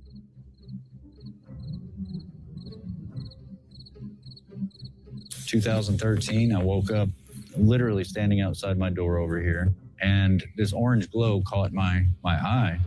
And just above where I'm standing right here was a 40-foot diameter orange sphere. It glowed like, it looked like a miniature sun. It just rippled like water. I was really confused as to why I was outside and how I got there and what the hell was I looking at. So we're at Milk Lane, the site where it all happened. I mean, Eric's been talking about this with us for months, and that buildup, thinking of this place in your mind is totally different than actually being there. Eric is showing us where exactly he was standing, pointing up in the sky, showing us the exact spot where this object was. All these stories start rushing in. I mean, it gives me chills just talking about it.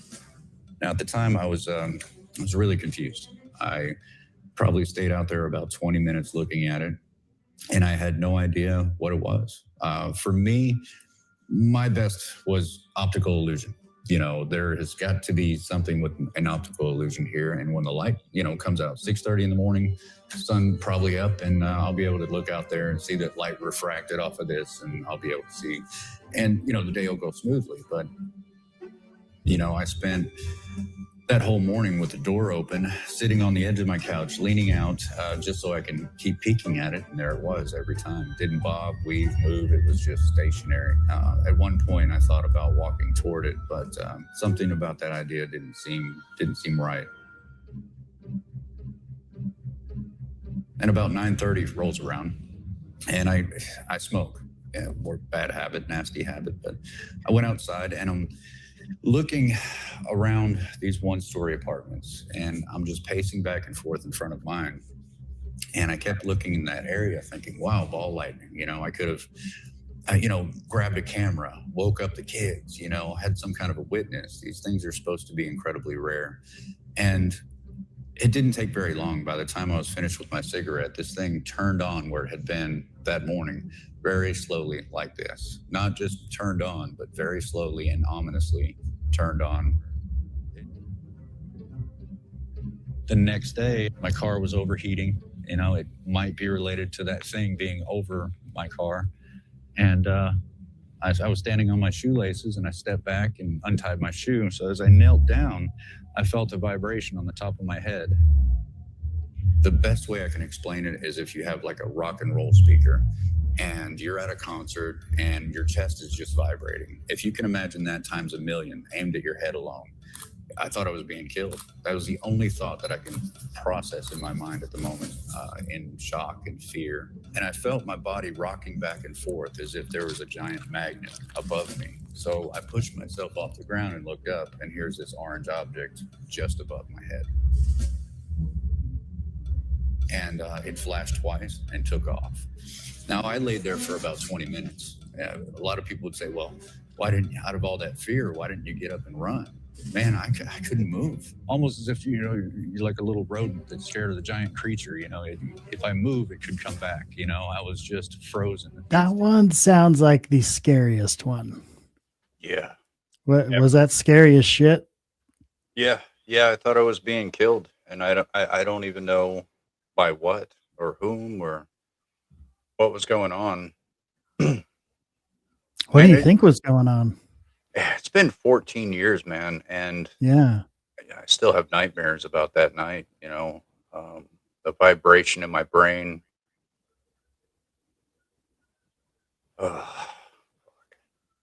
Shit, sorry. Oh, you're good, buddy. I'm not supposed to.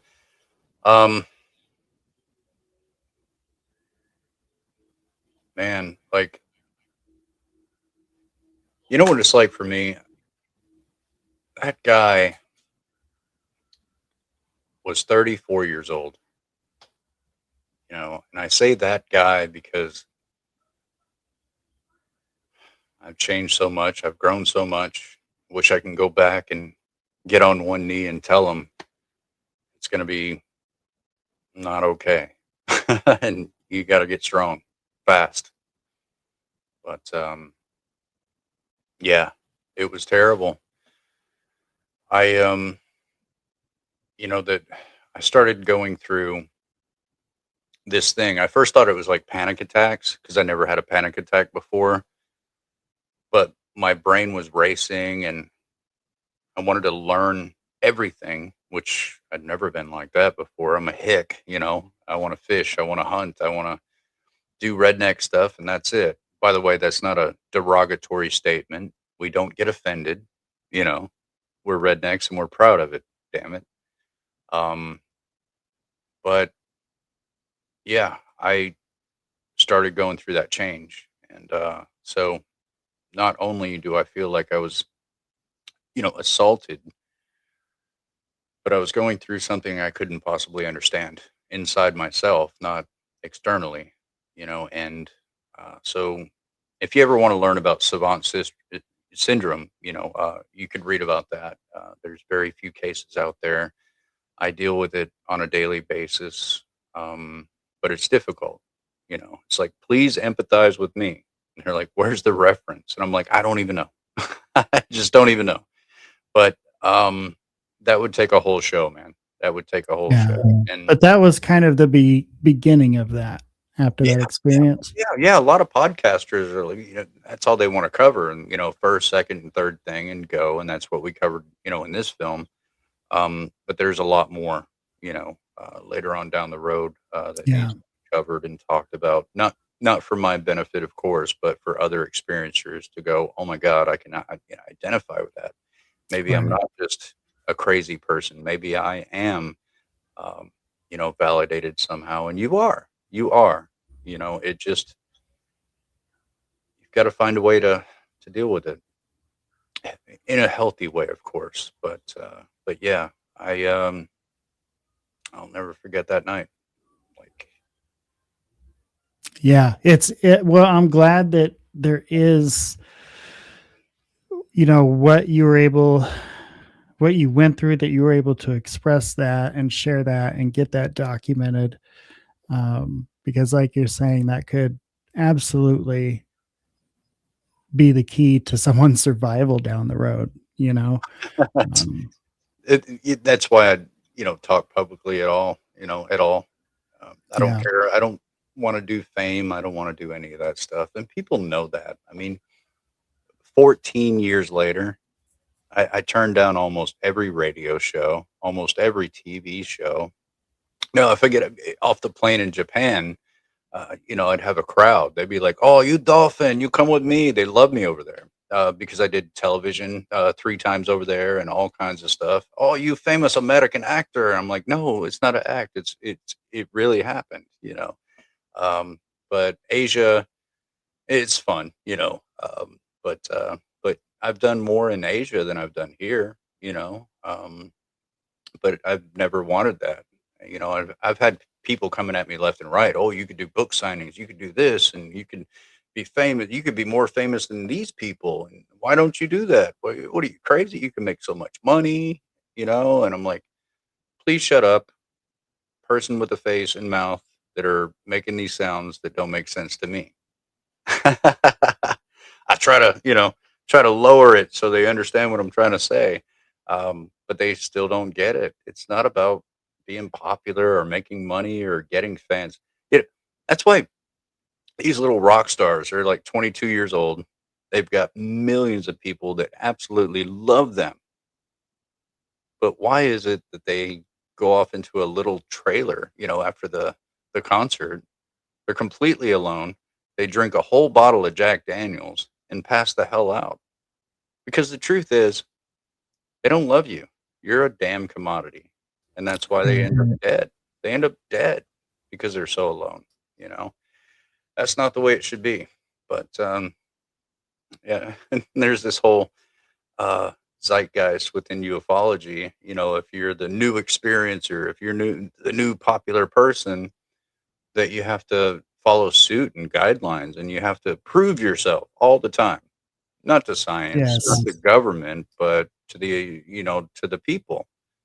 Well, people's not going to help me. They're being entertained off of my pain. I understand where you're at. That's good.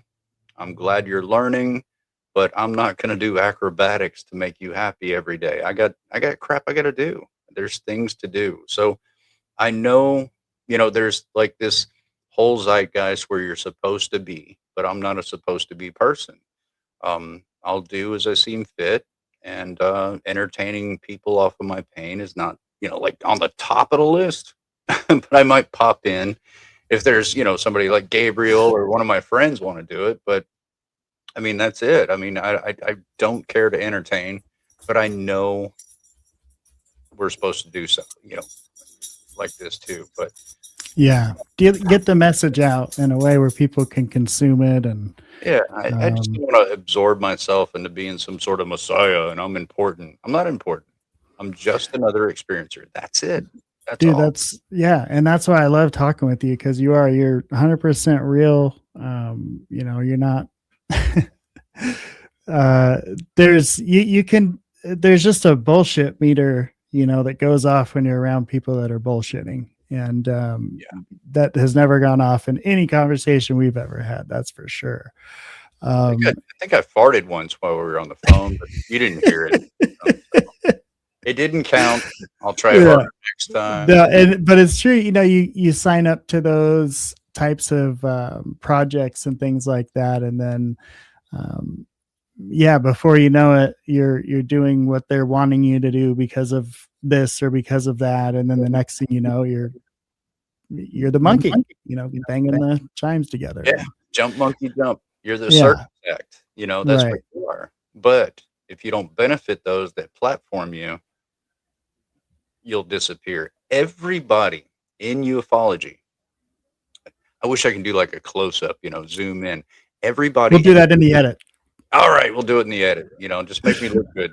It. Cheesy smile. But everybody in ufology knows my name. I mean, Steve Bassett from the White House. Everybody in ufology knows my name. But it's not beneficial to talk about me at all. What? I mean, are you serious? I mean, but yeah, contact them. Have you ever heard of Eric Mitchell? See what they say. As long as I was the circus act, they all loved me. But the second I went, you know what, guys? Ufology is okay. It helps people integrate into some sort of understanding of what's going on. But me, I want to go with, universities, PhDs, people that, can figure out what's going on with me. I don't like the entertainment business. If I look like, Fabio or something like that, if I was at least like that much good looking, I'd be like, yes, it happened to me and you must listen because I'm safety. Buy me a coffee. Yeah, buy me coffee. Maybe I can pull that off. But I can't. But I'm a skinny nerd that just wants to do the right thing, and I'm trying my best. That's why we love you, man. Yeah, I'll make mistakes. You, buddy. I'm not going to be perfect, but I do what I do not for myself. There's no benefit in it whatsoever. My mother died a couple of years ago, and my brother came down, and he's got like this analytical brain, and I'm like, I got that whatever brain, that rainbow brain that just can go anywhere. Sure, and he's like, I've done your accounting, Eric, and it seems to me that you spend over $250,000 on travel. Like, yeah, at least that, So when people say, "Well, Eric, you're just doing this for money," I'm like, what money? I don't make any money doing this. Like none. Yeah. Ever. Well, and it would probably just, for naysayers, it would probably just take, a conversation with one experiencer who you help to be like, oh, okay, I get it now. But they won't take the time to do that. So. No. I mean, like in the very beginning, I was impressed because people would learn about me and they would get a hold of me and they're like, where can I reference? What can I look at? What can I do? But nowadays, like this new generation, they're like, well, I don't need to look into it. I'm just going to formulate my own opinion without any facts. I'm like, wow. Or have AI do it for them. Yeah. And I'm like, wow, I'm so proud of you. You know a language. That's the best I can do for now. Yeah. All right, so it looks like more of Cindy's investigation here, and I think we're getting to the part where really interested me here. So let's go. A lot steadier now, but I wanted to keep the camera rolling. So if there was any malfunction, we would see it. I did not want to turn the camera off because I was afraid it would not be coming. See, there's birds right there. Yeah, all the This was equipment not was the case. malfunctioning. No birds, no. When I was out here nothing. for 2 or 3 days So after strange. the landing. Yeah, it landed the night before out there. Man, it came from That's Dan. So it came from south, from the mountain. Yeah. Okay. And were y'all just out there? It just came directly towards y'all? And and the light started flashing on us. Okay. So, I mean, I took off, and then after that, He did. He ran. Everybody ran. And was it, how low was it? I mean, I didn't know I had any witnesses to that, but my neighbor Dan, he cried, grown man cried and told me, man, I saw what happened to you. And me and my friends ran. And I didn't know that for 6 years, that he actually saw this blue light coming down. And it was targeted right on my head. I never saw That's blue crazy. light, but he said he saw a pencil beam blue light come down and it was right on my head. Knocked me down this way and I scooted this way and that way, like feeling like a magnet back and forth. And it just, boom, it was like vibrations and frequencies. And they replaced this concrete and everything. I don't know why. All I felt kind of was like, I didn't feel any heat or anything, but I felt like this hum. You know, didn't hear it hum, but I just felt it, you know, throughout my entire body. I finally made it into the house, got into the bathroom, and I felt that cold floor, you know, in the bathroom. And I was so overheated that I just made it to the toilet because I was trying to vomit and I passed out. That's the last thing I remember. And I woke up around 5 o'clock the next morning. I was laying on the floor. I had blood and vomit all over my shirt, my pants, and I was very weak. Reminds me of my young 20s. Me too. No, that's what it was like. I mean, I tried Long Island iced teas at 21 years old. Mm-hmm. And I had no idea what it was like. I had beer before, wine, maybe a shot, you know, but Long Island iced teas, it doesn't taste like alcohol, right? So I do remember, I think I was 21 years old. I literally crawled into the, you know, the bathroom floor, and that cold tile was like, I love you.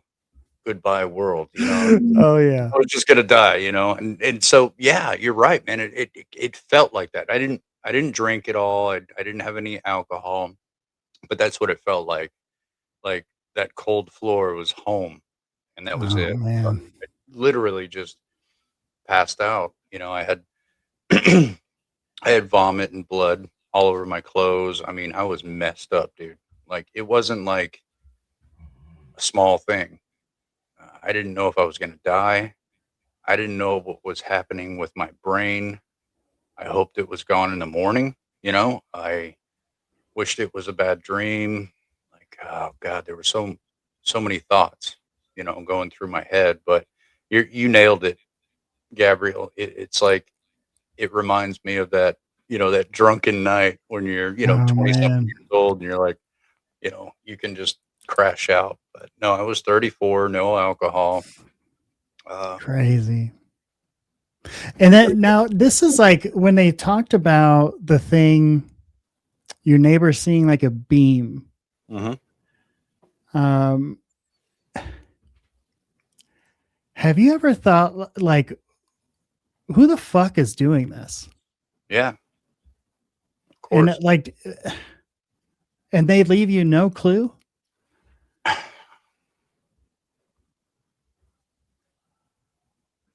The feeling is so foreign that you can't articulate to yourself what it is. And that, you know, in reality, it just kind of makes a big blank spot, you know, that you can't tap into, that you can't look at, that you can't feel, you can't touch. You know it's there. You know it exists, but you can't articulate that to yourself. because it's not human. It's just not human. You know, people take this whole entertainment highway into understanding what the grays are. But once you're face to face with them or what they're doing to you, it's not in the zeitgeist of comprehension whatsoever. So you either curl up and die from that, or you face it. Or you can try to do both and have people feel sorry for you. I just, I try to face it. I try to learn from it. You know, entertainment people are like, wow, I've heard about some of the things that you're capable of and what you can do. I'm still a human being. I'm still a person. I'm not here to entertain people with my pain. Right. There's a bed not too far from here where I curl up and go to sleep every single night and deal with my stuff. Caught You say myself. shit, buddy. We encourage cussing. But you know, it's real. It is. You know, and I deal with it every single day of my life. You know, and I deal with it for other people too, not just myself. But you know, I'd like to say that I've faced the music, I've faced the vibe, and I've gotten to the point where I help people like me instead of entertaining people that aren't like me, that would never understand me, no matter what I said. Why? You know, and that's the, you know, Gabe, I'm sorry, I don't mind, you know, I hope you don't mind if I call you Gabe, but Not at all, bud. it just fits with you, dude. But it's like, you understand that people are entertained by your pain, and you have to understand that that's okay, because that's the only part that they can really understand. And first you can get mad at them and this and that and blah blah blah, but later on you have to understand that no, it's okay. That's the only way they're able to look at what this is, and that's fine. I don't like it, but you know, that's how it is. And I don't want to entertain a bunch of people that don't understand what this is. My priority is people like myself that suffer, right? Number one. If, you know, if I had a suicide calling right now, respectfully, I'd hang up and say, dude, we'll finish part 2, right? Absolutely. That's what's most important, not entertaining people, you know, and all that stuff. And also science and government, you know, and help them understand what's going on as well. So the last thing I want to do is entertain people that will never benefit the subject, even if they spend 12 hours a day on X. Right. No benefit. God, it kills me. I want to bring this up. I don't know why I want to bring it up, because it's so lahoosery. But I've heard the term recently, and I wish I had a shot so I can drink it and hear myself say this stuff out loud. But someone mentioned UFO drama. What the UFO drama? How could I possibly fit that in my 3-pound brain? Like, UFO drama. In reference to your situation? No, like on X and Just on X, okay. UFO communities are like, oh, we've got UFO drama. What are you talking about? Like do UFOs come down and we just do like drama together, or like how does that work? Do they get out of the craft and like tell you about some Jerry Springer stuff, and you're just supposed to go along with the UFO drama? Leave UFOs out of your drama, man. Like, come on. Yeah, that's what it is. It's regular drama. It just so happens to be. They're blaming it on, you know, it's Yeah. UFO's fault. Like, Right. What the hell, Right. UFO drama? Like, this is why I own a shotgun. UFO drama. You and me both, buddy. Oh my God. Oh man. Yeah, it's there's a lot of nutty people out there. I mean, we like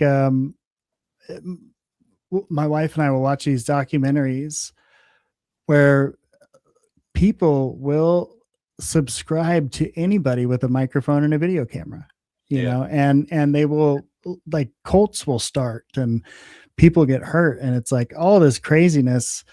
Yeah, it's people drama.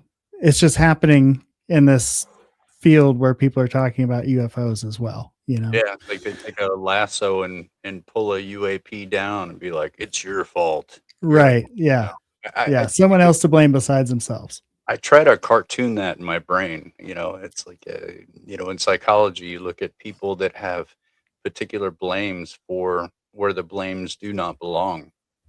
And that, it's really confusing in relationships and stuff like that. You meet this most beautiful, most amazing woman in the world, but she's looking at you through the zeitgeist of the past, all the guys that put the pain on her and all that stuff. So as soon as she meets those emotions, it's a reflection of the past. And now you're a terrible person. And it's like, wait, I didn't do anything, Yeah. And so when you say stuff like UFO drama, it's like, it carries a lot of the same principles. The UFO is not involved. UFO is like, I'm innocent. I was just trying to, fly over there. I don't know what these guys are talking about. So, I guess it's normal. But to me, it's just like, what? Blows my mind. UFO drama. Maybe Jerry Springer. I can see drama. Well, I will tell you. So one thing you said in there though is that it was definitely not human. Whatever, it was such a foreign feeling. No, you just know it. Not even close. Not even close. See, now that answers the question because, with all the talk of directed energy weapons lately, and the things that they're able to do with these, that takes that out of the equation, I think, because, well, and second, directed energy weapons, you hear about them doing harm. You don't hear about them after the harm, the person experiencing Savant syndrome. I mean, right. Well, I mean, that's what Gary Nolan noticed. And, what makes him a hero at the end of the day, because he's paid to look at Havana syndrome, high contrast, Tesla 4, caudate putamen, basal ganglia, and you're going to see a burnt piece of the brain. Used to the old equipment that you would look at, you would only see white dead brain matter because it's bad equipment. And so, that could be, from drinking too much alcohol. It could be from drugs. It could be from a car accident. It could be from MS, early onset Alzheimer's, all kinds of things. But with the new Tesla machines, contrast 4, zoom in, and instead of it being white because it's dead, Gary saw that it was white because it was hot. There were so many neurons firing in that area. It was ridiculous. So Gary couldn't really put these people with brain damage because these other people didn't have brain damage. They had Savant syndrome. And so that's where I facilitated Harvard University, because Gary didn't want to throw that off into, the abyss. He knew as a scientist that there's something going on here. So I threw him a bone back and said, here's Harvard. These guys are going to help you out, Right. So, and that was about 10 years ago. So there's, been a lot of discoveries and stuff like that. It's just no funding. So if you're a billionaire out there or something like that, then, you can definitely help us out. Well, it seems like that's what happened with Skywatcher. It was like, we can do these things, but who wants to pay for us to do it and why, and if the government doesn't want to shell out for us to do it, then, what's the point? Who are we doing it for? People, oh my God, there's some more UFO drama actually, because everybody's on the fence of Skywatchers infiltrated, Skywatchers this, Skywatchers that. Yeah, a lot of that going around too. Well, sure, but at the end of the day, 10,000 terabytes of neurological data during contact is the bottom line. That's it. That's the bottom line. They have the information. They already know what's going on. I know what's going on. I know, personally, when I do what I do, I know what's going on. And here's the secret. I'll give it away. If you give Gabriel $1.99 a month for the rest of your life. What's that, Gabriel? We'll do it for free. Oh man. Oh man, you're a good guy. So Take my show. You're going to be a billionaire tomorrow. I'm still going to be I'm broke. sure. I'm You know, sure. we live in our prefrontal, cortex all the time. This is lucid consciousness. It's what we believe is reality all the time. And that's fine. We seem to be doing a bad job with it, but it's fine. We're surviving barely. But there are other parts of the brain. Now, there are also things called disassociation disorder, where you've gone through trauma, you disassociate from reality, and you tend to do that for the rest of your life as a coping mechanism that harms you and everyone around you, and it's really destructive, you know. But let's say if it's not a mental illness, that you can disassociate into your motor function while you're associating with your prefrontal cortex. Now you're in control of two parts of your brain that are co-piloting at the same time. Now you've got the motor function as your executor. What can you do with that? And it's not mental illness. You are control of that. Well, oh God, I'm going to speculate on this. What if you grew up on a planet that didn't require you to use your prefrontal cortex as a, survival mechanism? Maybe they're not on cruises every weekend. Maybe they're not enjoying video games. Maybe they're not so comfortable. Maybe they have to fight to survive every day. Well, that means your major function, your everyday lucid function, and lucid, a very important word, is your motor function. I have to survive. I have to protect myself. Then telepathy would come from there, and we wouldn't have speech. The electromagnetic field that comes from that area can relay at a long distance, just like a cat would blink at me saying, let's go mess this mouse up right now. They don't speak to each other. They know. They already know, I mean, my cat does that. A fly gets in the house. She looks at me. She blinks. Dude, we're both on it. We're going to take that fly out, Right. And she does better than I do, but yeah. And that's, you think, kind of the secret is that we all have that in us. We do. We literally do. I mean, look back thousands and thousands of years, people are on mountains meditating, trying to tap into that.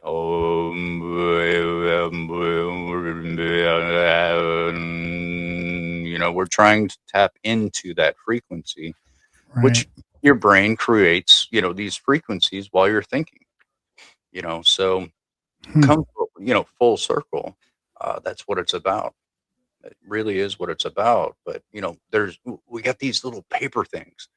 And if you spend your time chasing the paper things and you get the paper things, then you can buy distractions to tell you that you're a great person in this world and you don't need anything else. But if you go to we're capitalists, in America. Yeah. I love my country. I love my country. Don't get me wrong. But other countries, third world, they're not capitalist. They concentrate on relationships. That's currency. That replaces the paper stuff. And the heart kicks in, the soul kicks in, the abilities of psi kick in. That's why, a lot of these, corporations tap into people from Da Nang City, Indonesia, because you ever seen like Despicable Me, like the cartoon? yeah. Yeah. Oh, it's awesome. Oh, yeah. Awesome stuff, man. I loved watching that stuff when I'm, with the kids growing up. And I'll admit it, 100%. I'm not going to be a tough guy. I'd be like, you know what? Every single time one of those movies came out, like Shrek and all that stuff, I'd be like, you guys get to stay up. I came home late. You're going to stay up. It's a school night and we're watching it. Oh, yeah. It's because I thought they were cute, but the Minions came from one of the cast members that went to Indonesia. And he's just watching these women, they got their head coverings, they're Muslim, and they're wandering around doing incredibly goofy, stupid stuff. Like all the time. None of it made sense. Like, I'm going to pull this branch off and chase a monkey with it, and it's going to be fun. And they all laugh. They're like, oh, that monkey ran, It didn't matter. It did not matter because they don't live in the pressures of the zeitgeist that you and I do. Right. And so came the birth of Minions, a carefree, I don't give a damn life. It's funny no matter what. A free soul, a free spirit, a free everything. There's no pressure. The only pressure you have is just overwhelming love that you feel from strangers. I mean, God, that culture, it fills my heart. I love it, and they're minions over there. Go, if you're single, go marry one of those minions, and it'll never be boring because, the truth comes through the heart. The truth comes from the soul as well as science, so don't diminish any of it. But, I thought it was incredible that kind of culture can be transferred over here with a cartoon and a bunch of goofy people that we can all fall in love with. I mean, that's what it's like to go to a place like that, that's reason free from any of that stuff. Yeah. My buddy met his wife in a totally different culture than, what we experience here. Yeah. It was in Japan. And, and he expressed to me how it was such a different, the way they court women and men and all that kind of stuff. And I just thought it was really interesting. But yeah, he ended up marrying her. So. Yeah, it's different. It really is, No, over there, they're like, oh, Mr. Dolphin, because that's what they call me. But yeah, no, I opened like a TikTok. My buddy, he was, scrolling and showing me all these stupid videos of, like funny stuff. And I'm like, I like stupid, funny stuff. It takes my brain away from being serious all the time. It helps you poop and fart easily. So, I downloaded it. I went to sleep. I woke up. I had like 1,100 followers. And I'm like, whoa, this UFO stuff is really taking off, And on TikTok, I couldn't believe that. So I started looking at the followers, all Japanese. Crazy. Because I did, a TV show for Japanese stuff. Right. So, you famous American actor. You got a face like Tom Cruise. I love you. And I'm like, no, we're not going to do this right now. I just want, funny, stupid stuff on my TikTok, but it's pretty amazing. I've been in contact with two members of Japanese parliament that are experiencers. They meet with 100 officials. I'll just say that because it's, a lot of government once a month. And I've got my friend Kay. She's she says she's 60, but I think she's like 20. But she does all the interpreting and stuff like that. And I throw in some goofball stuff in because they're so serious. I have to, when I'm around, like serious people, I got to be a goofball. But when I'm around goofball people, I got to be serious, high contrast, right? And, but, shout out to Kay. Thank you so much for your help. But their government is, pretty serious about doing this, France, Spain, Belgium, Italy, Mexico. There's quite a bit going on behind the scenes. But, it's building up without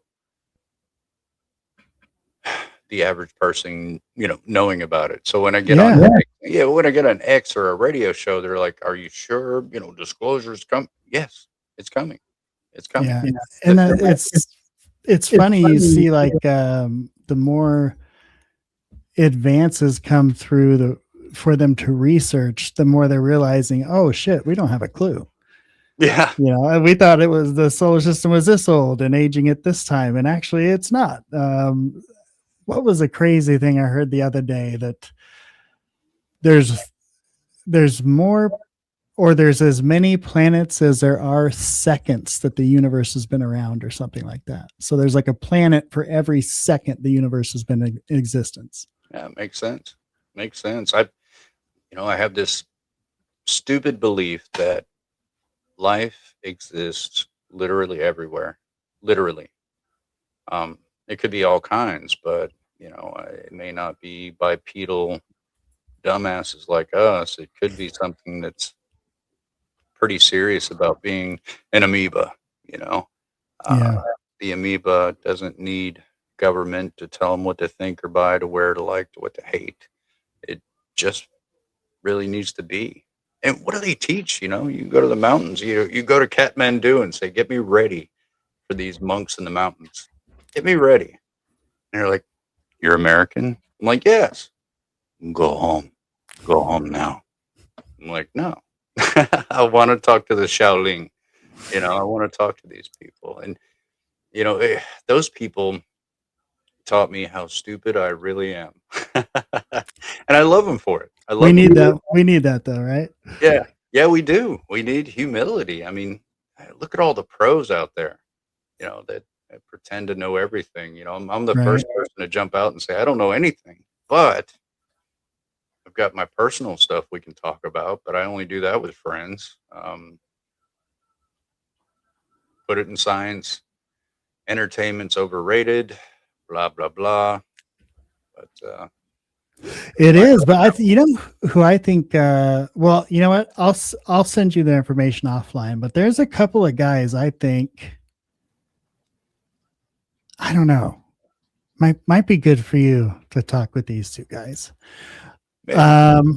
Maybe, yeah. I can honestly say I'm not sure.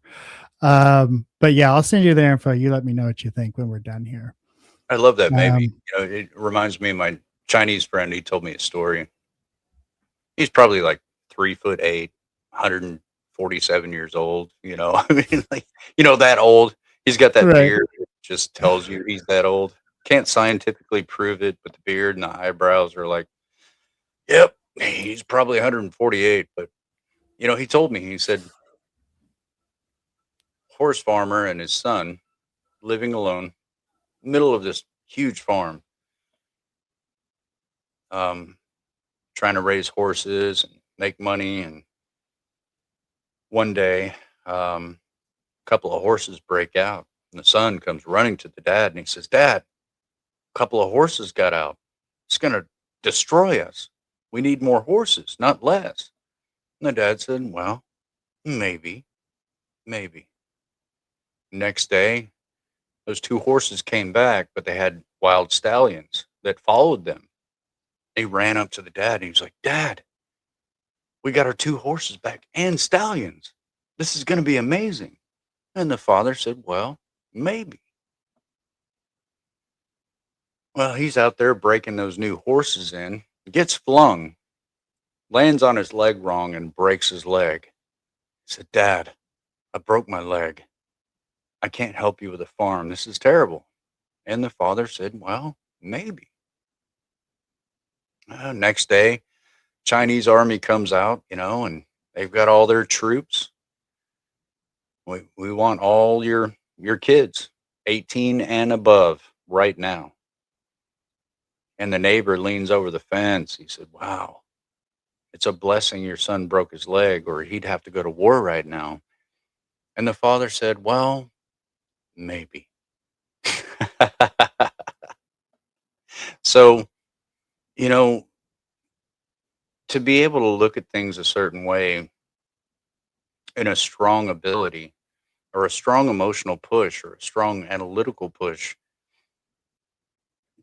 teachings of the past tell us to leave things alone, not define, but to allow, to experience, to be, to not clench your eyebrows, to not squeeze your butt cheeks as you go through things. You know, I can go outside right now. This is like oak tree country. I can go outside and get mad at an oak tree.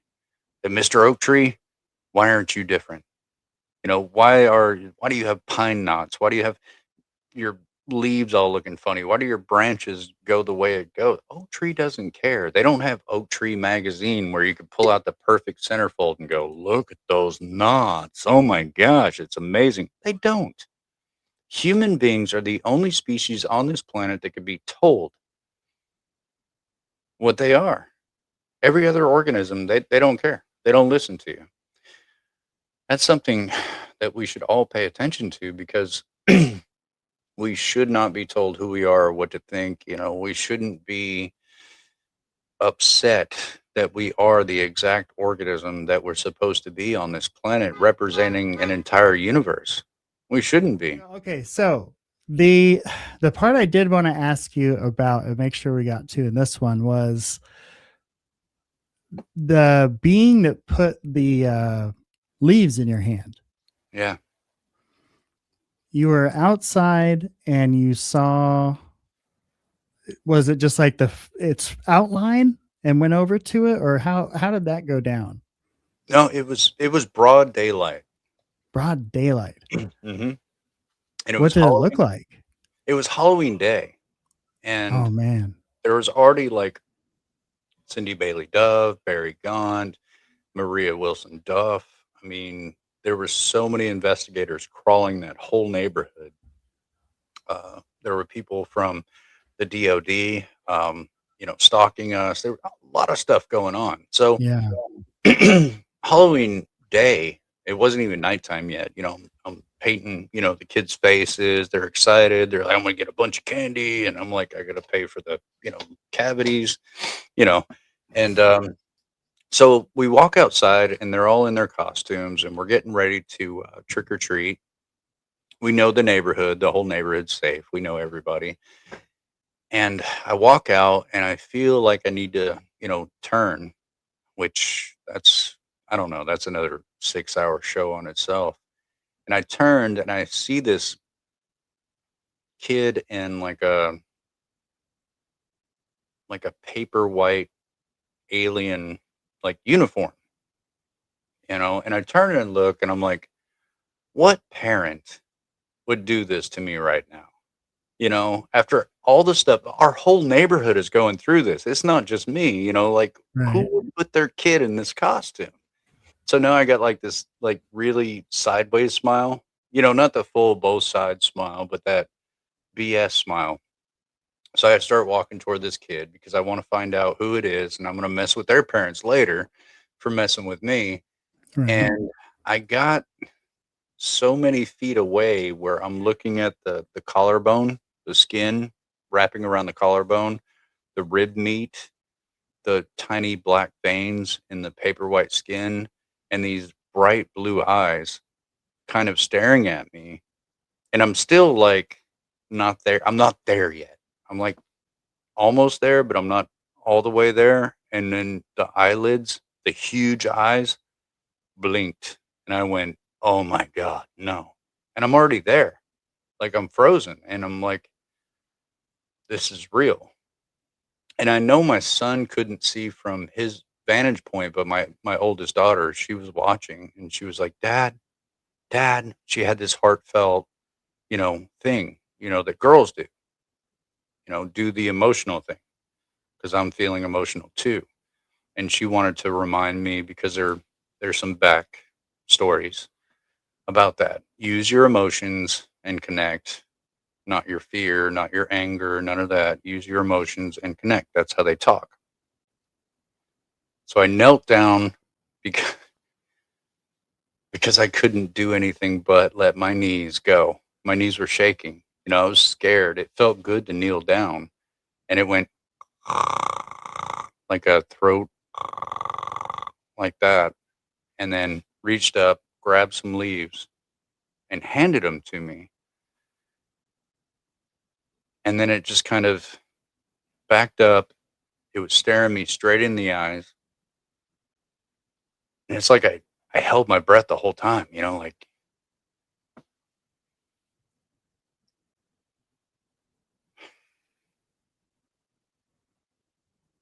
That was the first time. This thing was 3 feet tall. It looked like a child in a costume. And, there was nowhere for it to go. It just literally disappeared. Like I didn't see it disappeared. It kind of backed off into the bushes, but it was gone. Like nowhere to Do you go. think that's what they would call a gray? Yeah. Yeah. Yeah. Yeah. I mean, there's variations, but I have a lot of trouble with people that are like, why are there so many variations of grays? And I'm like, have you seen Earth? we've got like what 150 different types of human beings. Have you seen James Comer? I mean, come on, he looks like a walking tree. Well, that's actually a whole new species, right? Oh man, dude, this is so much fun, bro. I swear I could do this all night. That's why my wife is like, okay, listen. Well, here's the thing. Don't let her know. Don't let her know I said this, but we have to follow her rules. I know, right? It's so lame. I could deal with the cops, feds, CIA, hitmen, all that stuff. But if I had a wife, I'd have to follow, strict orders. Oh, you don't want to piss them off, buddy. No. That's happy wife, happy life. That's a true story. That's right. And you know what? I've avoided that whole path. Rescued a baby kitten. She turns out to be a female. 100%. I get in trouble all the time by a cat that weighs less than my arm. She runs my house. And no good deed. Yeah. Yeah, I'm getting stared at right now. So I think we're both, SOL. We both gotta go. Hey, I gotta get some food, some kibble. I gotta do my whole thing too. The whole surviving thing. We gotta do that stuff. Let's hit pause on this, and maybe tomorrow, not too long from now, we'll absolutely. We'll promote it a little more and get a few more people in here tomorrow, or whatever day we decide to do it on. Yeah, it'll give me some time to think about what we already talked about. There's so many details, man. I know. I like to hold on to the spine and kind of, go off, each direction. That way I don't lose too much. But we forget things in life. I don't know what I ate, for breakfast 2 years ago on a Thursday, but I'm expecting to. I don't know what I ate yesterday. Right. It looks like poop now. It's transformed. Well, Alien Protocols wants you to know he loves you. And we got a lot of support in here. Man, that dude, he Carl probably Extra.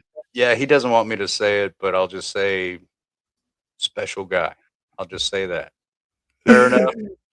Absolutely. All right, y'all. Thanks for tuning in, Eric. I'll see you soon, buddy. Take care, man.